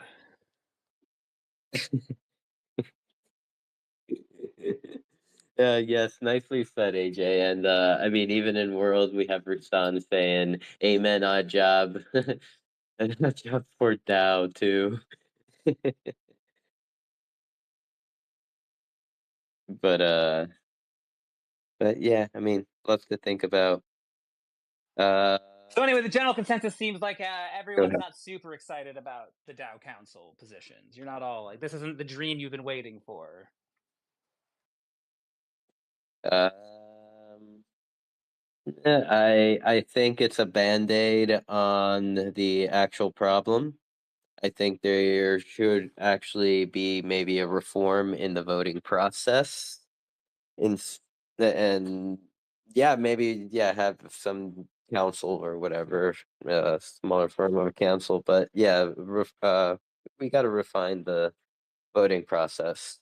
Um, Maybe even to three-stage solution, like actually form this council, uh, then have like a popular, uh, like kind of like a popular vote in a way, of how many names vote for a certain proposal, and then uh, have a VP uh, voting where the VP whales can come in and swing their dicks.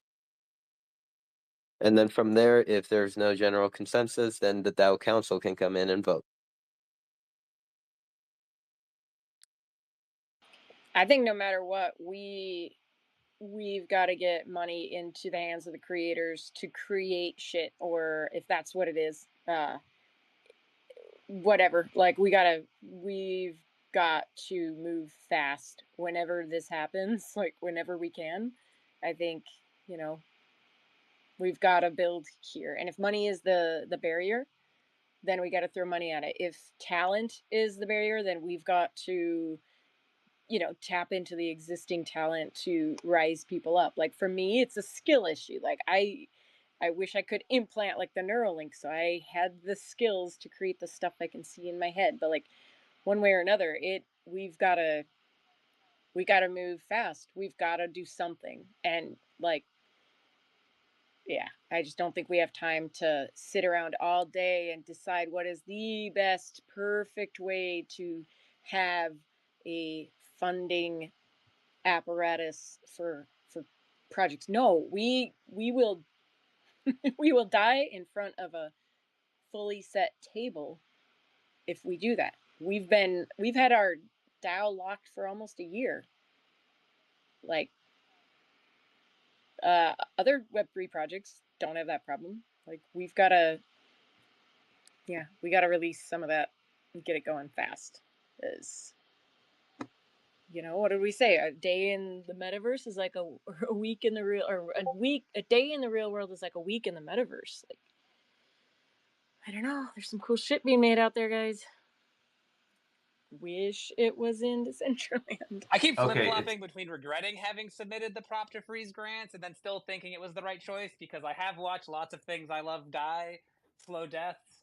But then also, like, I can't help but feel like I don't think anyone would have built anything between March and October that would have survived the switch to Client 2.0. So, like, it does feel like I think the freeze was at the right time given this flux. It's like gave us time to come down, inspired Gino to have you guys all fly out and chat. So like I think it was a good thing, but I agree with you that we need to like turn shit back up and get cooking as fast as we turned everything off and settled down.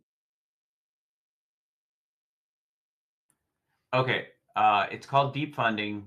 It's at deepfunding.org. I'll make a post on X and I'll link to it in the bird's nest or jumbotron, whatever you want to call it. But just the tagline is scaling high quality human judgment. Right? Deep Funding uses dependency graphs and a market of AI or human allocators steered by a spot checking jury to pay a large number of open source contributors directly or indirectly upstream of a project or outcome that a funder cares about. So you've got a big pot of money, you've got a bunch of people that need something, and this is just one solution that attempts to be the most effective means of funneling that money into real world action, like, basically filling up the page, like I was talking about when the page is blank. Where were you? This is just one method, one idea of talk about edge cases, and there's very little or almost no lofty big picture, hey, this is what we want to do. It's all based on you know, we need 20 people fed in, this ward, this district, whatever, each week, that sort of thing. And it's like, okay, is that metric being met? We were talking earlier about what determines, how do we define quality? Well, you've got, I mean, I'm at this point right now. I'm at the end of a certain, well, it's a calendar cycle, and I have to have progress reports in for my students, and it's like there are certain behaviors that we're trying to um, have the students exhibit, right? They need to be able to function in society. So to decide on that, they choose by uh, are these behaviors being exhibited? So how do you make that determination? Well, every single day in every single period, I record what type of behaviors, are they being physically safe? Are they being verbally safe? Are they following directions? Are they solving their own frustrations? And I do that twice for each class. And I have over 1,000 data points for each of my students, just for the past month. Um, and to take that, so if you have that on the edges, then you can have people come in and say, okay, well, how did this student do? And the sense might be at the end of the day, well, so and so had a really rough day, but actually when I look at the data, so and so had a really rough first half of period 3, and they were super dysregulated, and they lashed out, and they kicked a hole in my cabinet, right? And that's a real huge spike that has reverberations that last throughout the entire day. And we sort of like all collectively build a story, a narrative around what happened. But the reality of the situation is like that person had a bad 10 minutes, right? So to apply this to Decentraland, it's like people talk about a shitty experience or terrible graphics or whatever. It's like, well, what are you really talking about? And when we have that data, when we get the boots on the ground, I mean, I know Ozymandias, you've been working on this video bug that's just been pulling your hair out, and I genuinely appreciate you sharing with me your discovery process about that. I'm sorry, I hope that's okay that I'm talking about that. I respect and honor the work that you're doing, um, and try to do what I can to help people, in their process. But it's like, who better? You guys are talking about Dr. Drip and texters and whatever. But like, it's like there are people at the boots on the ground level. So yeah, how do we do that? Maybe this deep funding is a solution. But again, I don't know what the solution is. I guess I'm coming back to, again, just patience, and grace, and assuming positive intent for each person. I think the issue with most community-based voting to spend money is that the decel community is just so small, and that like there's really only 2 people with like serious amounts of VP in the form of like Esteban and the Rob L's of the world, that it's like you need to like mature and marinate for like a decade so that there's like thousands of people participating with like enough VP to kind of like counter each other to demonstrate a proper community consensus. So, which I think like something like this council could be good to like, in the same way that the DAO committee exists, because the technology to fully automate a DAO isn't quite ready yet. The DAO council can kind of exist to help, usher and wait our way through to getting to a place where we can have a, proper DAO community council thing. I hope I didn't articulate that very well, but But I think it's just like it was. I agree. Like someone's called this a band-aid for the bigger issue, but like like the Decentraland DAO productivity is hemorrhaging. Like you need to triage that wound in the form of this DAO council, and then like the DAO council can also be like nanotechnology that then like goes into your injury and helps it improve it and impair it, and then you come out with like Iron Man powers. So I don't know. It can be more than just a band-aid. It's like a sci-fi band-aid that both heals, stops bleeding, and improves. That's a terror. I think I shouldn't have smoked any weed. I think that was not bad. I smoke weed all the time. It's okay. It works. But yeah, like and again, and also you shouldn't let perfect get in the way of good. Like like this is like or good enough or like some step towards improvement. Because like you can always tear down and argue why you shouldn't do any kind of change when you're standing in like the shadow of the cave looking at the reflections on the wall. It's hard to see the big picture sometimes. So like I think if we all agree that what we have now isn't good, then like I don't think there's any great reason to like I don't unless you can really explain why this new system is way worse without you having to have a caveat of a change you would do to the existing system for it to work out better. Then I think we should try this. I don't think there's any reason we can't. It's not like any of the things that have been voted on are like make it harder to change this. Like it's not like it's like now you need a 75% approval rating to change this this system.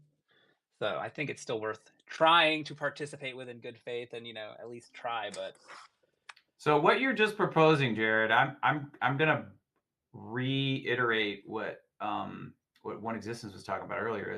If that's the case, if that's truly what it is, and it's like this is a stepping stone or a transition body, then is it spelled out? And again, I apologize for my coming here with complete ignorance and having not read anything about the council, but it's in perpetuity, so there's not like a sunset period for the council. I mean, if that's yeah, or are you just proposing that it's a transitional well, it's not. There is currently body? no set in stone end date or anything. It is not created as a temporary body. That is just my. And that's kind of, I think, both the beauty and the downside to the DAO in general is that everyone comes to everything with their own interpretation and perception of how things can play out. So my interpretation and perception of a council like this is that it should ideally would be held by people who don't see it as like the finalized version, and it is just a living, breathing thing that can evolve and potentially hand itself off again in the future. And I think it is written with some amount of like like the DAO, like there is some elements within the writing of it that make it clear that it is intended to reflect, grow, and change, and like the DAO committee is supposed to kind of like decide adjustments to its existing structure, but no, that is not, I don't think, strictly written and codified in it as written. It's just kind of open to interpretation. Okay, thank you for that clarification.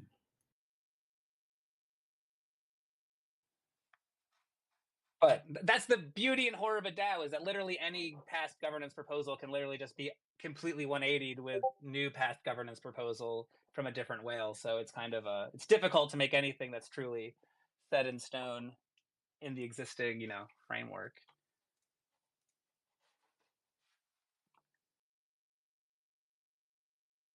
It seems to me like the representation still seems to be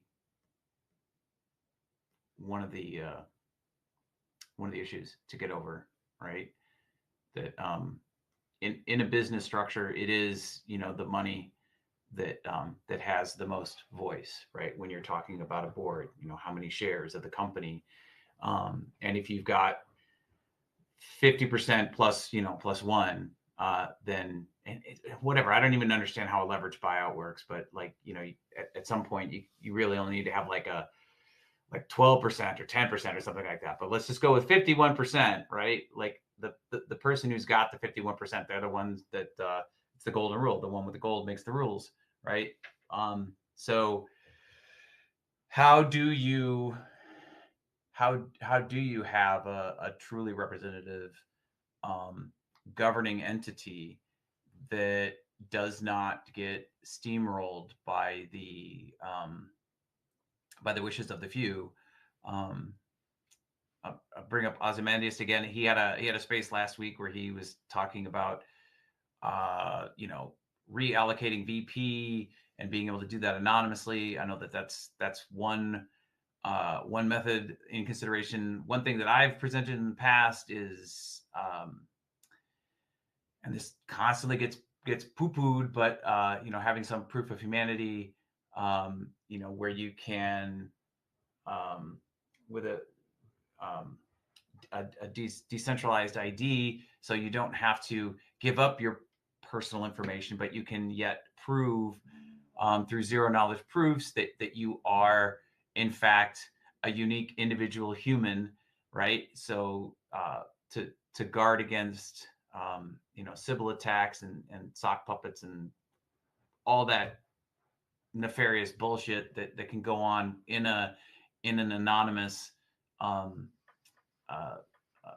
organization that I guess is champions anonymity, and definitely is a central tenet of it. You would still be able to prove personhood. So then it's I would present that it's more democratized. But then, of course, the arguments are against that are, well, it's not foolproof. Again, it's another one of those things, right? That it's in its infancy, and nobody seems interested to try to work that out. I, of course, am guilty of saying, "Oh yeah, well, I think this is a great idea, and I'm gonna test it out."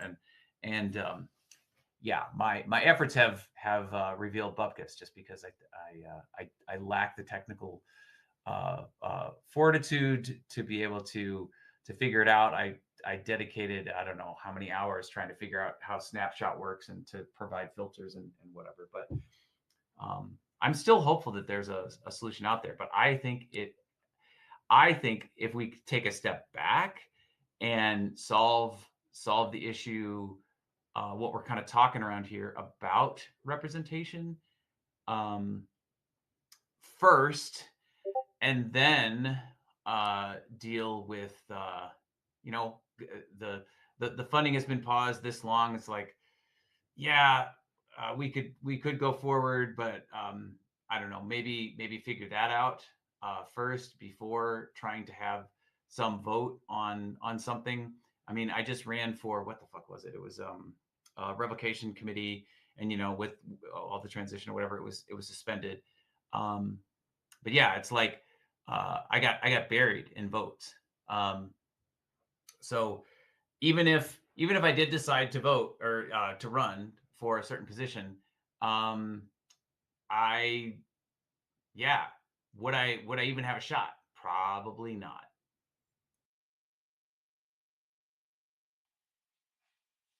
Yeah, I mean, I agree that in a world where if Esteban doesn't vote, Rob L gets to decide the vote, and Jason X gets to say something shitty about you, it's not an ideal democratic process.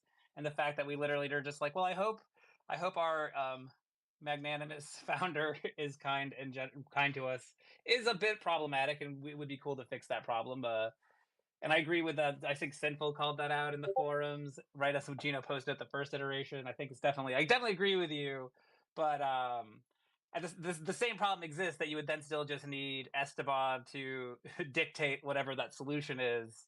So it's kind of just like a chicken and the egg. Like, we're just in this situation where no matter what, the only path forward involves Esteban or another founder that maybe has secret mana I don't know about, waiting to like come in and save us and dictate the future either way. So I don't know. It's kind of I don't know. It's a weird dilemma that I assume all DAOs have to face and conquer at some point in their forming, unless they were so lucky as to have 1 million highly engaged users participate in their funding round. So I don't really know the best solution, because at the end of the day, people always joke like, oh, we're turning into Decentraland. It's like, it's literally always been Decentraland. That's always been the way it is. The white paper hasn't changed, and the people with all the mana are still the same people since you got here. It's weird to start complaining about it now. Not that that's not reflective of you guys, but the people complaining in world. I think like it's pretty clear, like you said, the only people that have the amount of VP necessary to get these positions in are, I mean, Rob L has a lot. With other people, he didn't have enough, but it's the founders, and I could be, like that's the fact. I think like when we put emotions in it, it makes it tricky, but that right there is the fact. They are the ones with the VP. I also I look at in Lisbon, 3 out of the 4 white paper authors came there. Like, they may not have been as active as we wanted them to be throughout this entire, lifespan of Decentraland. They've taken, they've some of them at some times have really dedicated a lot of time and effort to this project. They've stepped away, they've done other things. They all 3 came back and came to Lisbon to have a say in this, to decide that they are going to be active, proactive. Um, and at the end of the day, this is not my money. This is not like, I can protect my money however I see fit. This is not my money. Like, and it irritates me that we're constantly bickering about somebody else's money. Like, these founders created this place. They did some things wrong. They did some things right. And the fact that we have a DAO right now for an NFT project that was created when this was created, that they had the foresight to put the money into the DAO and make sure that we had runway to continue to fund this. Like, that was a thumbs up. That was a good thing that they did. So I can't fault them really for wanting to come back now and be active. Like, I can say, like, personally, I almost left because in 2021, I was like, I don't even know the founders of this place. I can't find anything online about them. I don't know who they are. I can find a ton on, these other games. Like, who are these people? So maybe they didn't do everything the way I wanted it to be done, but like, they're here now. They want to be active. I believe Esteban wants to be active with the next stage where it's going to go. And so, like, in my mind, if the founders want to come back and be proactive in this, like, that I see as a positive thing. Like, that is a beneficial thing. Hopefully they have more experience, more time, more knowledge under their belt to run this, because I think with anybody, like Fortune 500 company, you're going to want to hire the best, the most highly skilled executive for your CEO. I hope that the skills are there behind them. But that's just from my perspective of somebody that was there, hearing them talk, hearing their interest, hearing the passion in their voice. Like, maybe that's why I'm like, yeah, I can support this, because I can see that these are people who created this. Without them, we wouldn't have any of this. And now they want to be active. So yeah, for what it's worth, I think that is a positive thing. Oh yeah, I didn't mean to suggest that the fact that the only path forward involved the founders making it is an inherent negative. It's just that I think that a lot of people do frame it as a negative, in that it's like, oh, it's centralized, but it's like, well, that's just the nature of how these things work. And I agree with you that ultimately, and the reason I kind of like the council idea and why I think if the founders want to get involved and be active is a good thing is, like, I think that most products being built need a centralized team in control. Like, product by committee is just inherently going to be inefficient. It's going to be, there isn't going to be a singular vision, and it's going to be very difficult to do something quickly and great if you're trying to make everyone happy, because compromises tend to, take away from, the polarized ends of the ideas and kind of come into a, the middle ground of meh. So I'm totally down with a centralized committee just making decisions and the founders getting in to, get their hands, dirty with the process. I think that is a good thing. Well, yeah, and I like one person being responsible for the opco or whatever they're going to call it. Like, one person who's on the chopping block, that if you're not delivering, that here, you're out. You had your chance. We don't have time to waste. We're done. But I think no matter what, like, if you've ever gone hiking and you've been on a grueling trail, like I did the Chilkoot Trail once. It was 33 miles up in the Canadian wilderness of Alaska and the Yukon, and you're hiking along for many miles, but then you have to do this golden staircase. It's the part where in the old videos and pictures of the gold rush where you just literally walk straight up a mountain slope. It really can't get any steeper than that. It's like almost too hard to climb. That is kind of like, we're in the lower section. We haven't even gotten to the hard part. Like, everything from here on out is going to be really hard for a while. So I think, like, mentally buckling up and being like, there is no easy way forward. We can't go around it, we can't go under it, we can't go over it, we have to go through it. Like, this is an overhaul. It's like a coup in a country. Like, there's no easy way to get from here to prosperous sustainability that isn't like all over the place. So for whatever it's worth, like, the future, the short term, it's gonna feel really hard. I think it's gonna be really challenging. There's gonna be feelings are gonna be hurt. People are gonna be mad. People are, like, that change is difficult. But through that change, like, there's the possibility that we create something that has real potential for long-term sustainability, where we probably can't even imagine what positive things could come from it.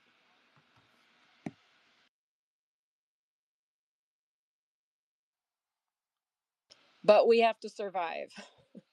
that's the tricky part. I would like to introduce Ozzy.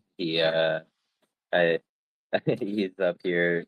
He came up to speak. Welcome, Ozzy. Thank you so much for being here.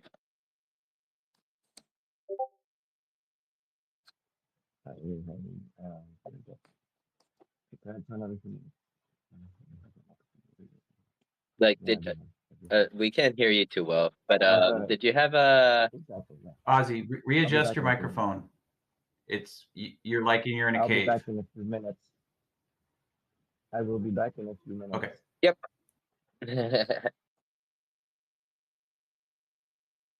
Yeah, I thought I'd bring him in because, like, I think he may have come up maybe in response to when you had mentioned him earlier, a little earlier, AJ. Yeah, it's possible. So before we veered away too far, I wanted to bring him up here, but go ahead, AJ. Oh, I was just going to say I had the opportunity to listen to I would say, I don't know, like the first half or first third of the space. It was like 3 hours long, but we all know what that's like, right? Shout out CBD. But the yeah, he mentioned a few different things. I think his main crux was to talk about this VP and voting proposal that he's put forward. But I have I would say most experience in just going to his world and checking out the things that he's been writing, developing, coding, to work to improve Decentraland. It's like I'm always impressed by the number of people and the variety of people that come to this space that are passionate about Decentraland, that have a strong connection and a desire to improve, to make it a better place. And the sometimes frustrating, but also the beautiful thing about that is it's different for everybody, right? Like how Rustan would improve Decentraland is very different than how I would improve it. And yeah, I'm excited to see. I'm still optimistic. I'm excited to see where we go. So I'll shut up now and let Ozzy speak.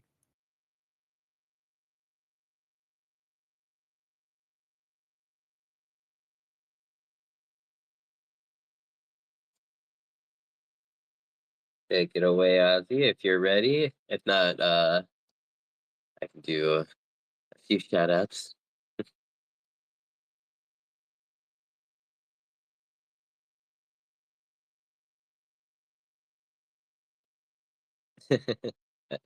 I guess he's not ready, but yeah, just did want to welcome a couple people that came in since the last time I did shout outs. I see Chronos down there. Much love, Chronos. We love you. Roots DCL in the building. We love you, Madamus. Madamus and I are actually chilling right now on the lighthouse in at La Cantina. Welcome OX Quan. What up, bio? Let's see. Welcome, EN. Thank you so much for pulling up, everyone. We really appreciate your time. So far, we're 3 hours and 41 minutes deep into this space. And yeah, I mean that's when the juice comes out. I feel like all the conversations really flow. Go ahead, Jared. I see your mic unmuting. I was gonna just get started. Only 3 hours in, like the chat is just getting started. But anyway, Madam has told me in CBD Discord, I think that's where I was tagged, that he was thinking about applying. But now you guys, with your whole legal ramifications and talk to a lawyer first, you've scared him away. So one more excellent American now afraid to try it out, and and I believe he has a family, so that's probably maybe a wise feeling to have. But he's also he's married to an artist. He's come on, he's willing to get out there. Oh, but it looks like Ozzy's ready, so I'll stop. Welcome back, Ozzy. Go ahead. Hoi. So, let's see. I guess I want to start with the statement that Decentraland is Arcadia for artist coders. I'm really wanting to get that point across because it's pretty clear that it's really not understood by people who are not artist coders.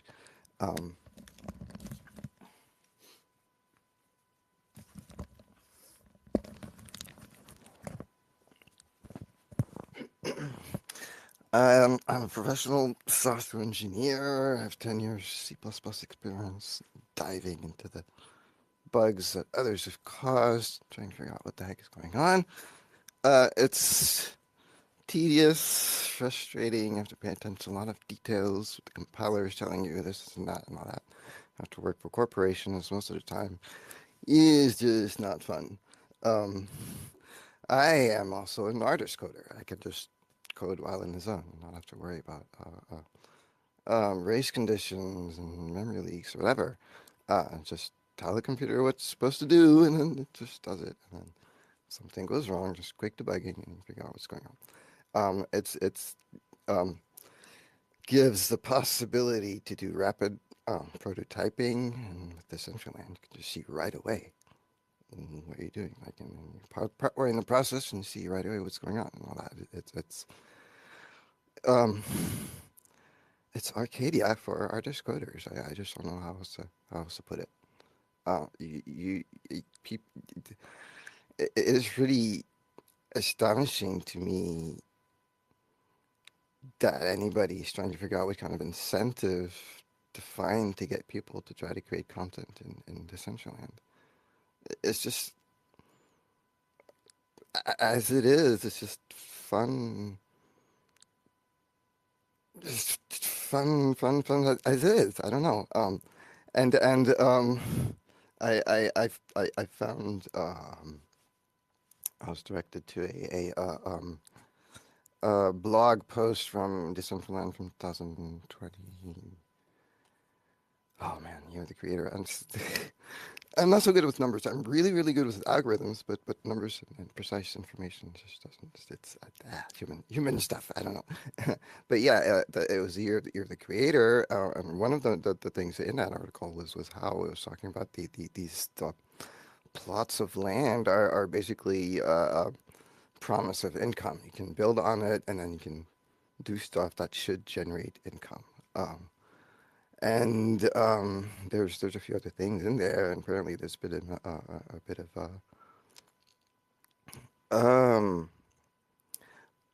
raised a bit of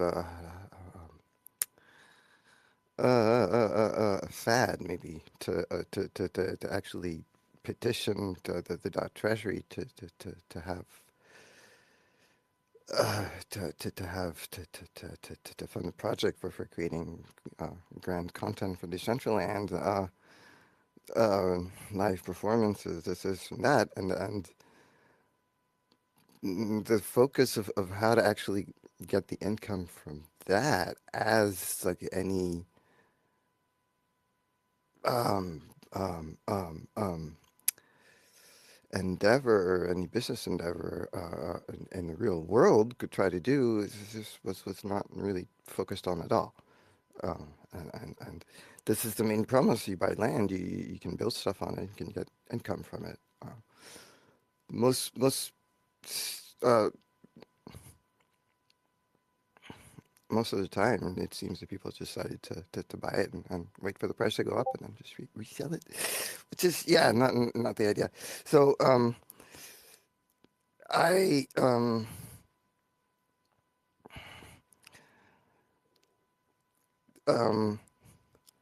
yeah, the main thing, the main thing, everything else that I want to propose is based on this. I really don't think that our treasury should be used to try to fund content creation. You're mostly most of the time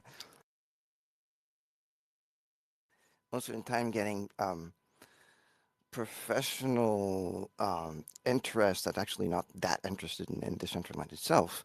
And once the funding is over, they just leave. Most of the projects that have been funded that way have just disappeared. So it's just, the thing about Decentraland is compared to other crypto projects is how the business plan is really different. The business plan of a project like Roblox is a lot more to get the from the, to get income from the percentage that Roblox can get from the creation of from the sales of the creation of the creators. And so even if Roblox has some kind of um, campaign to reward creators directly through the whole DAO proceeding, it is in the end something that will be bringing directly money to the DAO proceeding itself, and so it's a totally different business plan. Um, just because the DAO that Roblox or other metaverse based endeavors, just because their DAO does things one way, does not mean every DAO should be doing it that way. The DAO really is just an equation. The DAO is a way for people that organize to decide how to do things. And in Decentraland, those who have organized that way are the landowners, essentially, pretty much the landowners of Decentraland, the owners of Decentraland. And this is something else I want to try to get across. The users of Decentraland is a really muddied concept. Like the tourists are called the users, and those are not the owners of Decentraland. The gamers who come to enjoy and not do much else, they're really not the users of Decentraland, quote unquote. Those who actually own Decentraland, those who vote in proceedings, those are really the and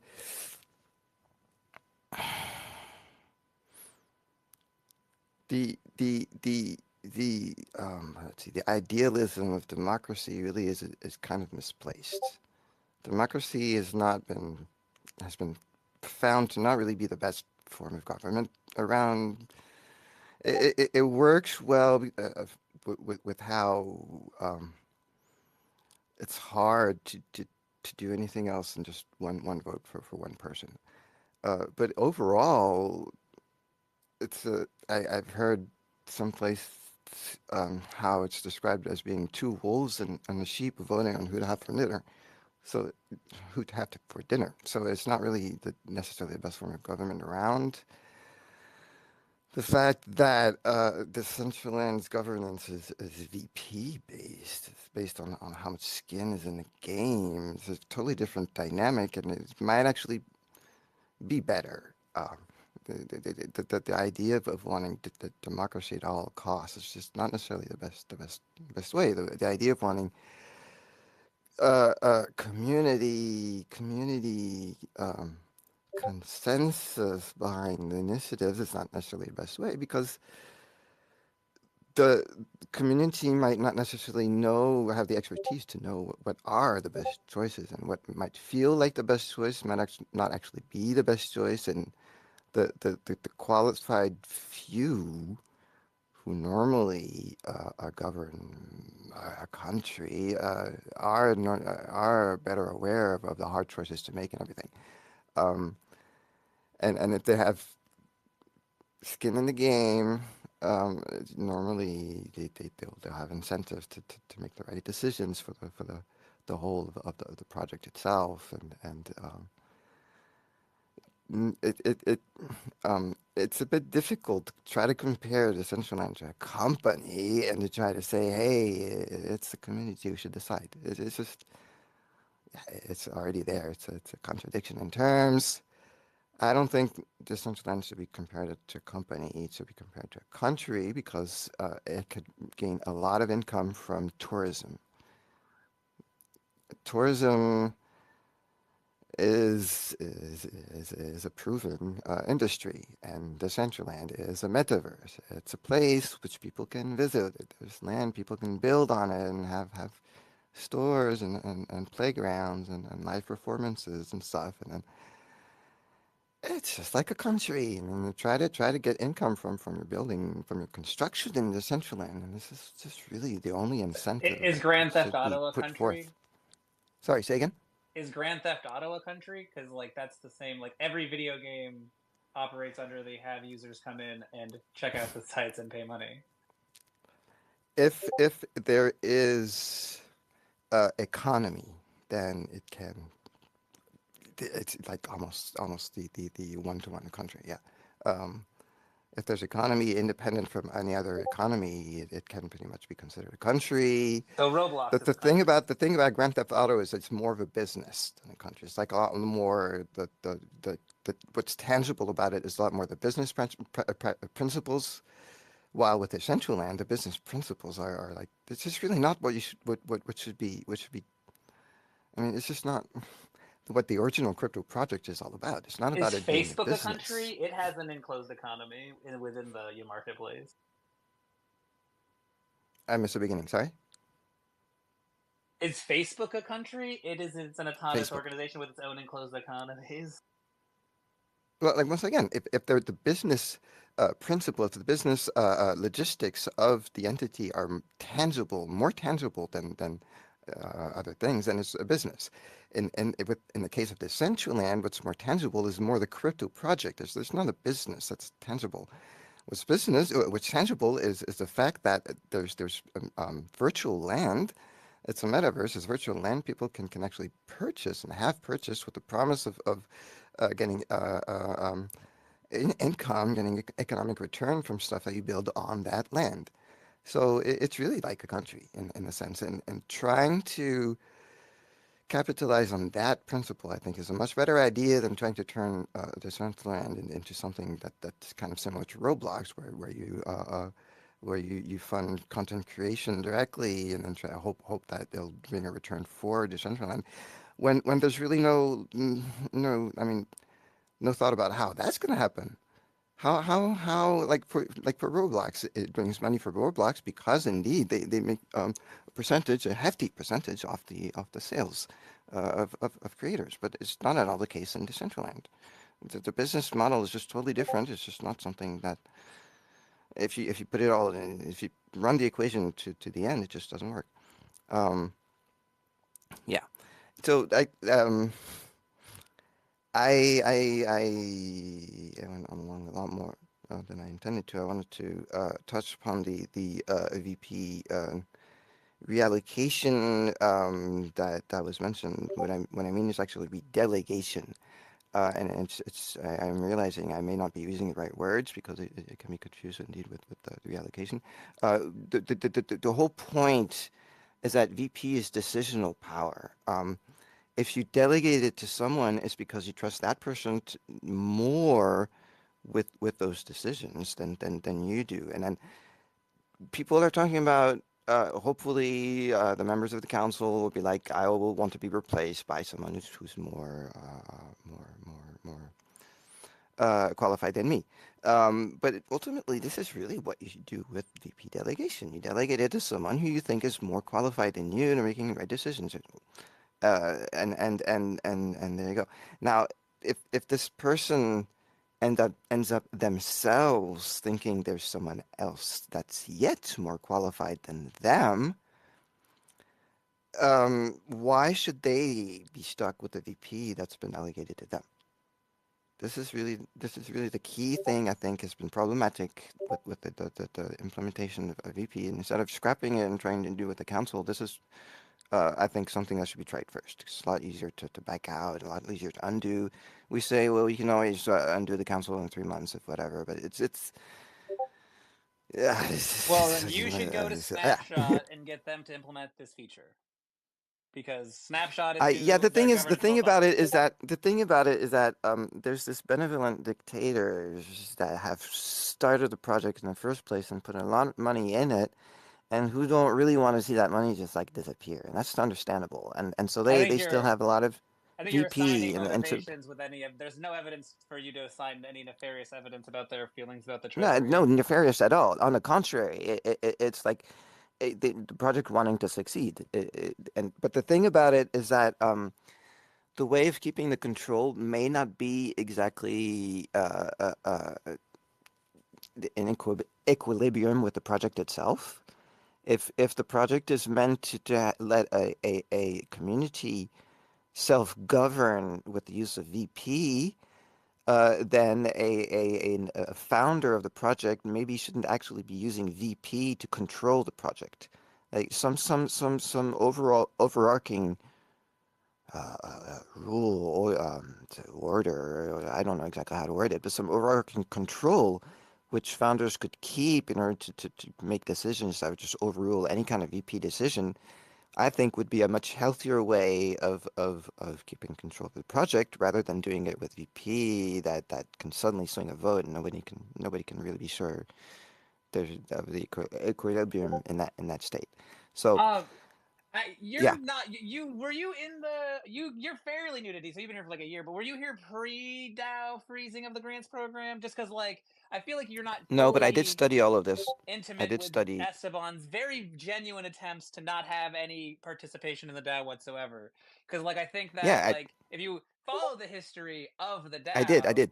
you will see a man who's actively went out of his way to experiment in different ways of delegating his VB to the community so that he himself would not Absolutely. have to be a decider of votes. However, Absolutely.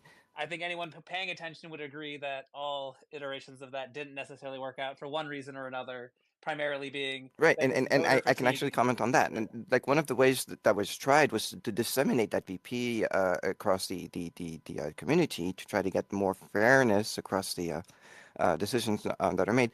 But as I was trying to explain earlier, I think it went in the other direction than what should be done. VP is decisional power. It's better concentrated in the hands of a qualified and trusted few. If it's disseminated across the community, then you have too many chefs in the kitchen, and then there's no good decision that can be made, as has been evidenced. Um, and so, yeah, it's good to experiment, but ultimately, it's totally understandable for a founder to want to keep control of a project. But if the project is about letting a community self-govern through the use of VP, then I really don't think the founder themselves should be using the VP. And so, in the end, there's been I saw a proposal about having VP removed from Mana. And so one of the issues of that, of course, is that how much power that would remove from the founders themselves. So if there's a way for the founders to keep control directly without use of mana, VP, sorry, then it might be a lot more feasible to remove VP from mana, which is, I think, one of the issues. It's not so much skin in the game when it's so easy to acquire mana and then to sell it back again after that and then that. So there's merit in those proposals to have a VP to simply be uh, derived from ownership of land, ownership of names, ownership maybe even of submission of wearables. I think that is definitely something that's skin in the game. That kind of stuff. So if the founder control uh, uh, uh, management is done differently, then maybe this kind of stuff can be tried, can bring in more equilibrium and then process outlay. But in the first place, I really think being able to not be stuck with VP that's been allocated to you and be able to also allocate that to someone you think who have more qualification to actually use it properly and everything. I think that would be the way to try. That would be the thing to try right now instead of like before a council. If it doesn't work, then Sure, we can try a right, council, but whatever. the But reality ultimately, is the council's already been passed and it's in the process. Like it's like I well, can't yes, stand but this idea that we're like we should talk about the reality of the world we live in and not like pontificate sure, sure, about sure, our sure. own And so, ideas that we think are great. Because like sure your ideas might be good, absolutely. But but the thing like is, this idea is being implemented and acted upon and like sure like we can all talk about all kinds of ideas we have that we think are better, but like those ideas aren't actively happening. So like I think it makes I know. more Well, sense to focus on the reality of the world we live in because right now like you're I nothing you know, you and, do is and going to result in there being some kind of crazy Esteban veto power in the DAO. Like no one's going to get behind that. And I don't even understand how that's better than I Esteban should just mind yourself, having Mike. VP to delegate or to use as he sees fit. It's the same thing. But like I think it is we should be focusing on the things at hand that are happening and real tangible ways to engage with those as opposed to just daydreaming about Sure. our own imagined solutions that are like Well, almost impossible to get implemented from where we stand right it's now. not just imagine. It's not just imagine. I'm running. I'm starting to work on simulation, even like something that be displayed in world and Decentraland. That would show like how because I'm a visual thinker. I can like kind of see how it all should like coalesce together into the hands of a qualified few, which in the end should be the same thing as a council. Like in the end, we're going to vote on who we would trust to be on this council. If in the end it's the same thing as the How council, why different don't is we just this be the council? than delegating VP to them? How different is this than delegating VP to them ultimately? What if in the end it's the same thing? Why does it make sense to stop moving forward with this idea, freeze, invest development time and money into creating the technology needed to do your idea? If in the end it's the same thing as the council, let's just go forward with this idea that won't require us reinventing any technological tools. Because it will remain decentralized. The thing about it is that if you're not okay with what these qualified few or the qualified few, which has your VP, if you're not okay with what that person is doing, you can quickly reallocate your VP. You can quickly remove your VP and allocate it somewhere else. While with the council, you have to wait for the next like voting period, and you have to like expect That you that the don't know others you to you can also vote the immediately same as you, submit and to everything. have It's them not as removed. decentralized. It's just Okay. not as decentralized. No, it's just as It's all. decentralized. It's just a different process. You can literally that day No, submit a it, proposal to it's not. remove it from the It's council. with the Okay, can I council. It's jump just in? not as decentralized. Sorry, say again. I'm just gonna jump in and kind of start kind of segueing the topic here. Aye, aye. We have been going for about 4 hours, and I mean, although these conversations are important to have, definitely, I mean, recommend continuing them perhaps in the DAO if they are DAO related conversations. So But I do, I do want yeah, okay, yeah, respond wrap up, to the I do want to just wrap. respond to the comment about not wanting I mean wanting to undo go to do something different than what's planned right now. I do want to address that specific comment. I Okay. do indeed think that one of the best options right now would be indeed to try to seek a position on this council, and then from there have a better a better position to. First of all, study if these solutions would work, and then 'cause one of the one communicated to the community and the also the leadership involved and everything. Because one of the issues that I do see with the DAO is the communication. People who leave and don't really leave information about how they've been doing stuff, and then people who arrive and been trying to study about how things work, and it takes a while, and then yeah, in that respect, I have been doing a lot of research already in the past, and what's not been working, and really what's not been working, is artist coders having broken tools. Broken tools, artist coders are not going to stay, are not going to create content. This is the main problem as I see it. And so I do think indeed maybe a temporary council. I mean, if it really can be made temporary, because I do share the concerns of that I've heard here that it might be more than temporary and all that kind of stuff. So, but maybe indeed going along with that process would be the best solution for now. Alrighty. Well, But I still thank you. did want to at least have a chance of presenting my other solution.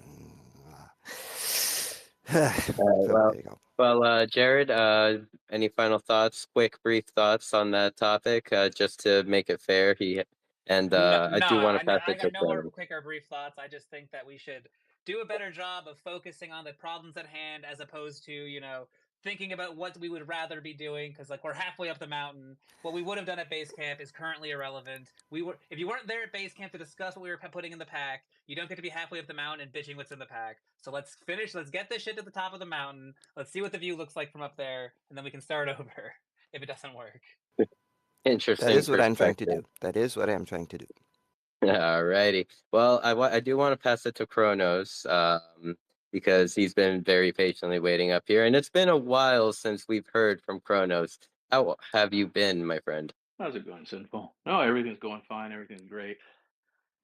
I know a lot of people haven't heard from me for a while, so let me just update those that don't know me. I've been in Decentraland since there were about 161 people roaming around it. I saw it peak at 4,300 per day around October of 2021 to December of 2021. Team Krampus, by the way, for those that know. Uh, I've seen everything that you guys are talking about. I've seen the games. I've seen the many games that they put out that they're still there. They're still built. I've seen the Matrix. I've seen the Unity use of everything. The Infinity Machine. Has anybody know what the Infinity Machine is? Shout out to Ben's Varga. It's also the foundation behind Roomway. So, but yeah, everyone Okay. should. They know. They just don't know they know. Okay. So Here. some of these games are great. They have been broken by one thing or another, but I stayed. And this has been my experience and the many experience of many people here. If you want to make this work, the problem is not the structure of the Decentraland. You guys got to do better at communicating with each other. Everything's a fight. You got to stop that. Everything's a fight on Twitter. Everything's a fight on Instagram. It's got to stop. You guys need to actually put what you guys are trying to put out there. If you're going to build a community, you do not tear each other down every chance you get. You need to start building together. And sometimes that means keeping your opinion to yourself. Sometimes that means cheering for the guy that's trying to do something for each other and innovating on new ideas.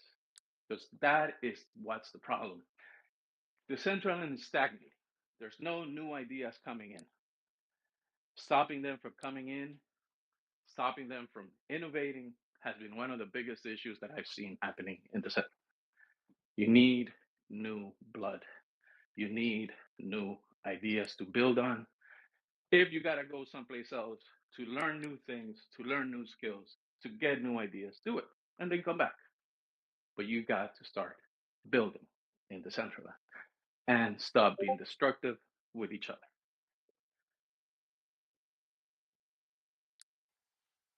Yeah, you're right, Um, but like I don't want to hear it.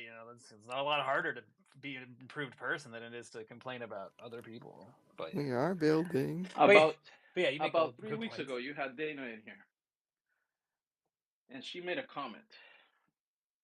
She made a comment about policing each other, and that this was something that was happening in the music festival. I missed the music festival, by the way. I missed it because there was some issues with my computer and being able to be in Me Decentraland too, 2.0. actually. And I don't have a problem with that. I don't have a problem with going around Decentraland all by myself, not seeing anybody. I'm okay with that. I know all the glitches. I know that all the glitches happen right before a big event. I don't have a problem with that. But once I stepped into the music festival, the first thing I see is people complaining about everything that's happening. I don't want to hear that. I want to enjoy the show. How do you think anybody that comes in for the first time feels where everybody's complaining about everything that's happening? Do you think they want to stay? Would you go to a restaurant that you read everybody complaining about? Would you stay? Would you even give it a chance? So that's exactly what's happening. Stop the whining. Stop the complaining. There is places for you to do it there. It's not on Twitter. You're not going to get any props for being the whiner. You're just the entertainment. Man, I wish the people Let's who spend all their bring time in wine and Genesis cheese into Plaza Decentraland. complaining all day were here to hear you say that. Because I tried to explain that, but you said it so much more politely and easily digestible than I heard it. So thank you. Let's bring wine and cheese to Decentraland.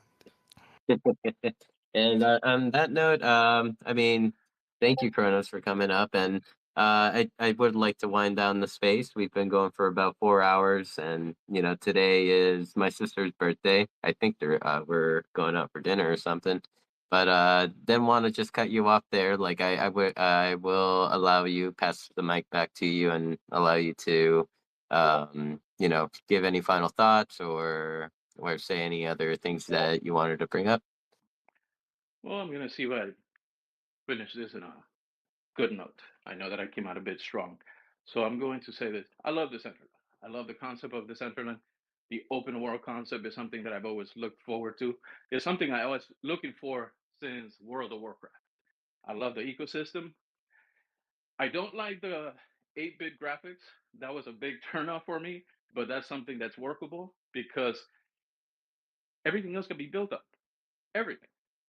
There's nothing else like it in any metaverse, whether it's based on Web3 or on Web2. There's nothing like it. It's very unique. And what makes it more unique is the community that can run it, but needs to stop the bickering. You guys need to work together. You guys need to build each other up in an honest way. You have to do some of the things that obviously easy is saying when I don't know what your name is. You need to start really integrating all the information in one central place where newcomers can use it and the ones that are here and want to build can use it as well. All this high school clicks gotta stop. That is just terrible, and it's a reflection not only on the community, it's also a reflection in the DAO and the way you guys vote. Everything is not a competition based only on how popular you are. It isn't something that is on the founders, it is on the community to tell how the founders should vote. It is what they see you guys choosing, what path you want the Decentraland to take. It is on you, not on them. They built the foundation, they built it for you. Now you have to build upon it. And you have to do it in a way that is going to bring people in, that is going to create inclusivity and not just of the few. You're trying to build something for everybody, not just for the minority. I'm done.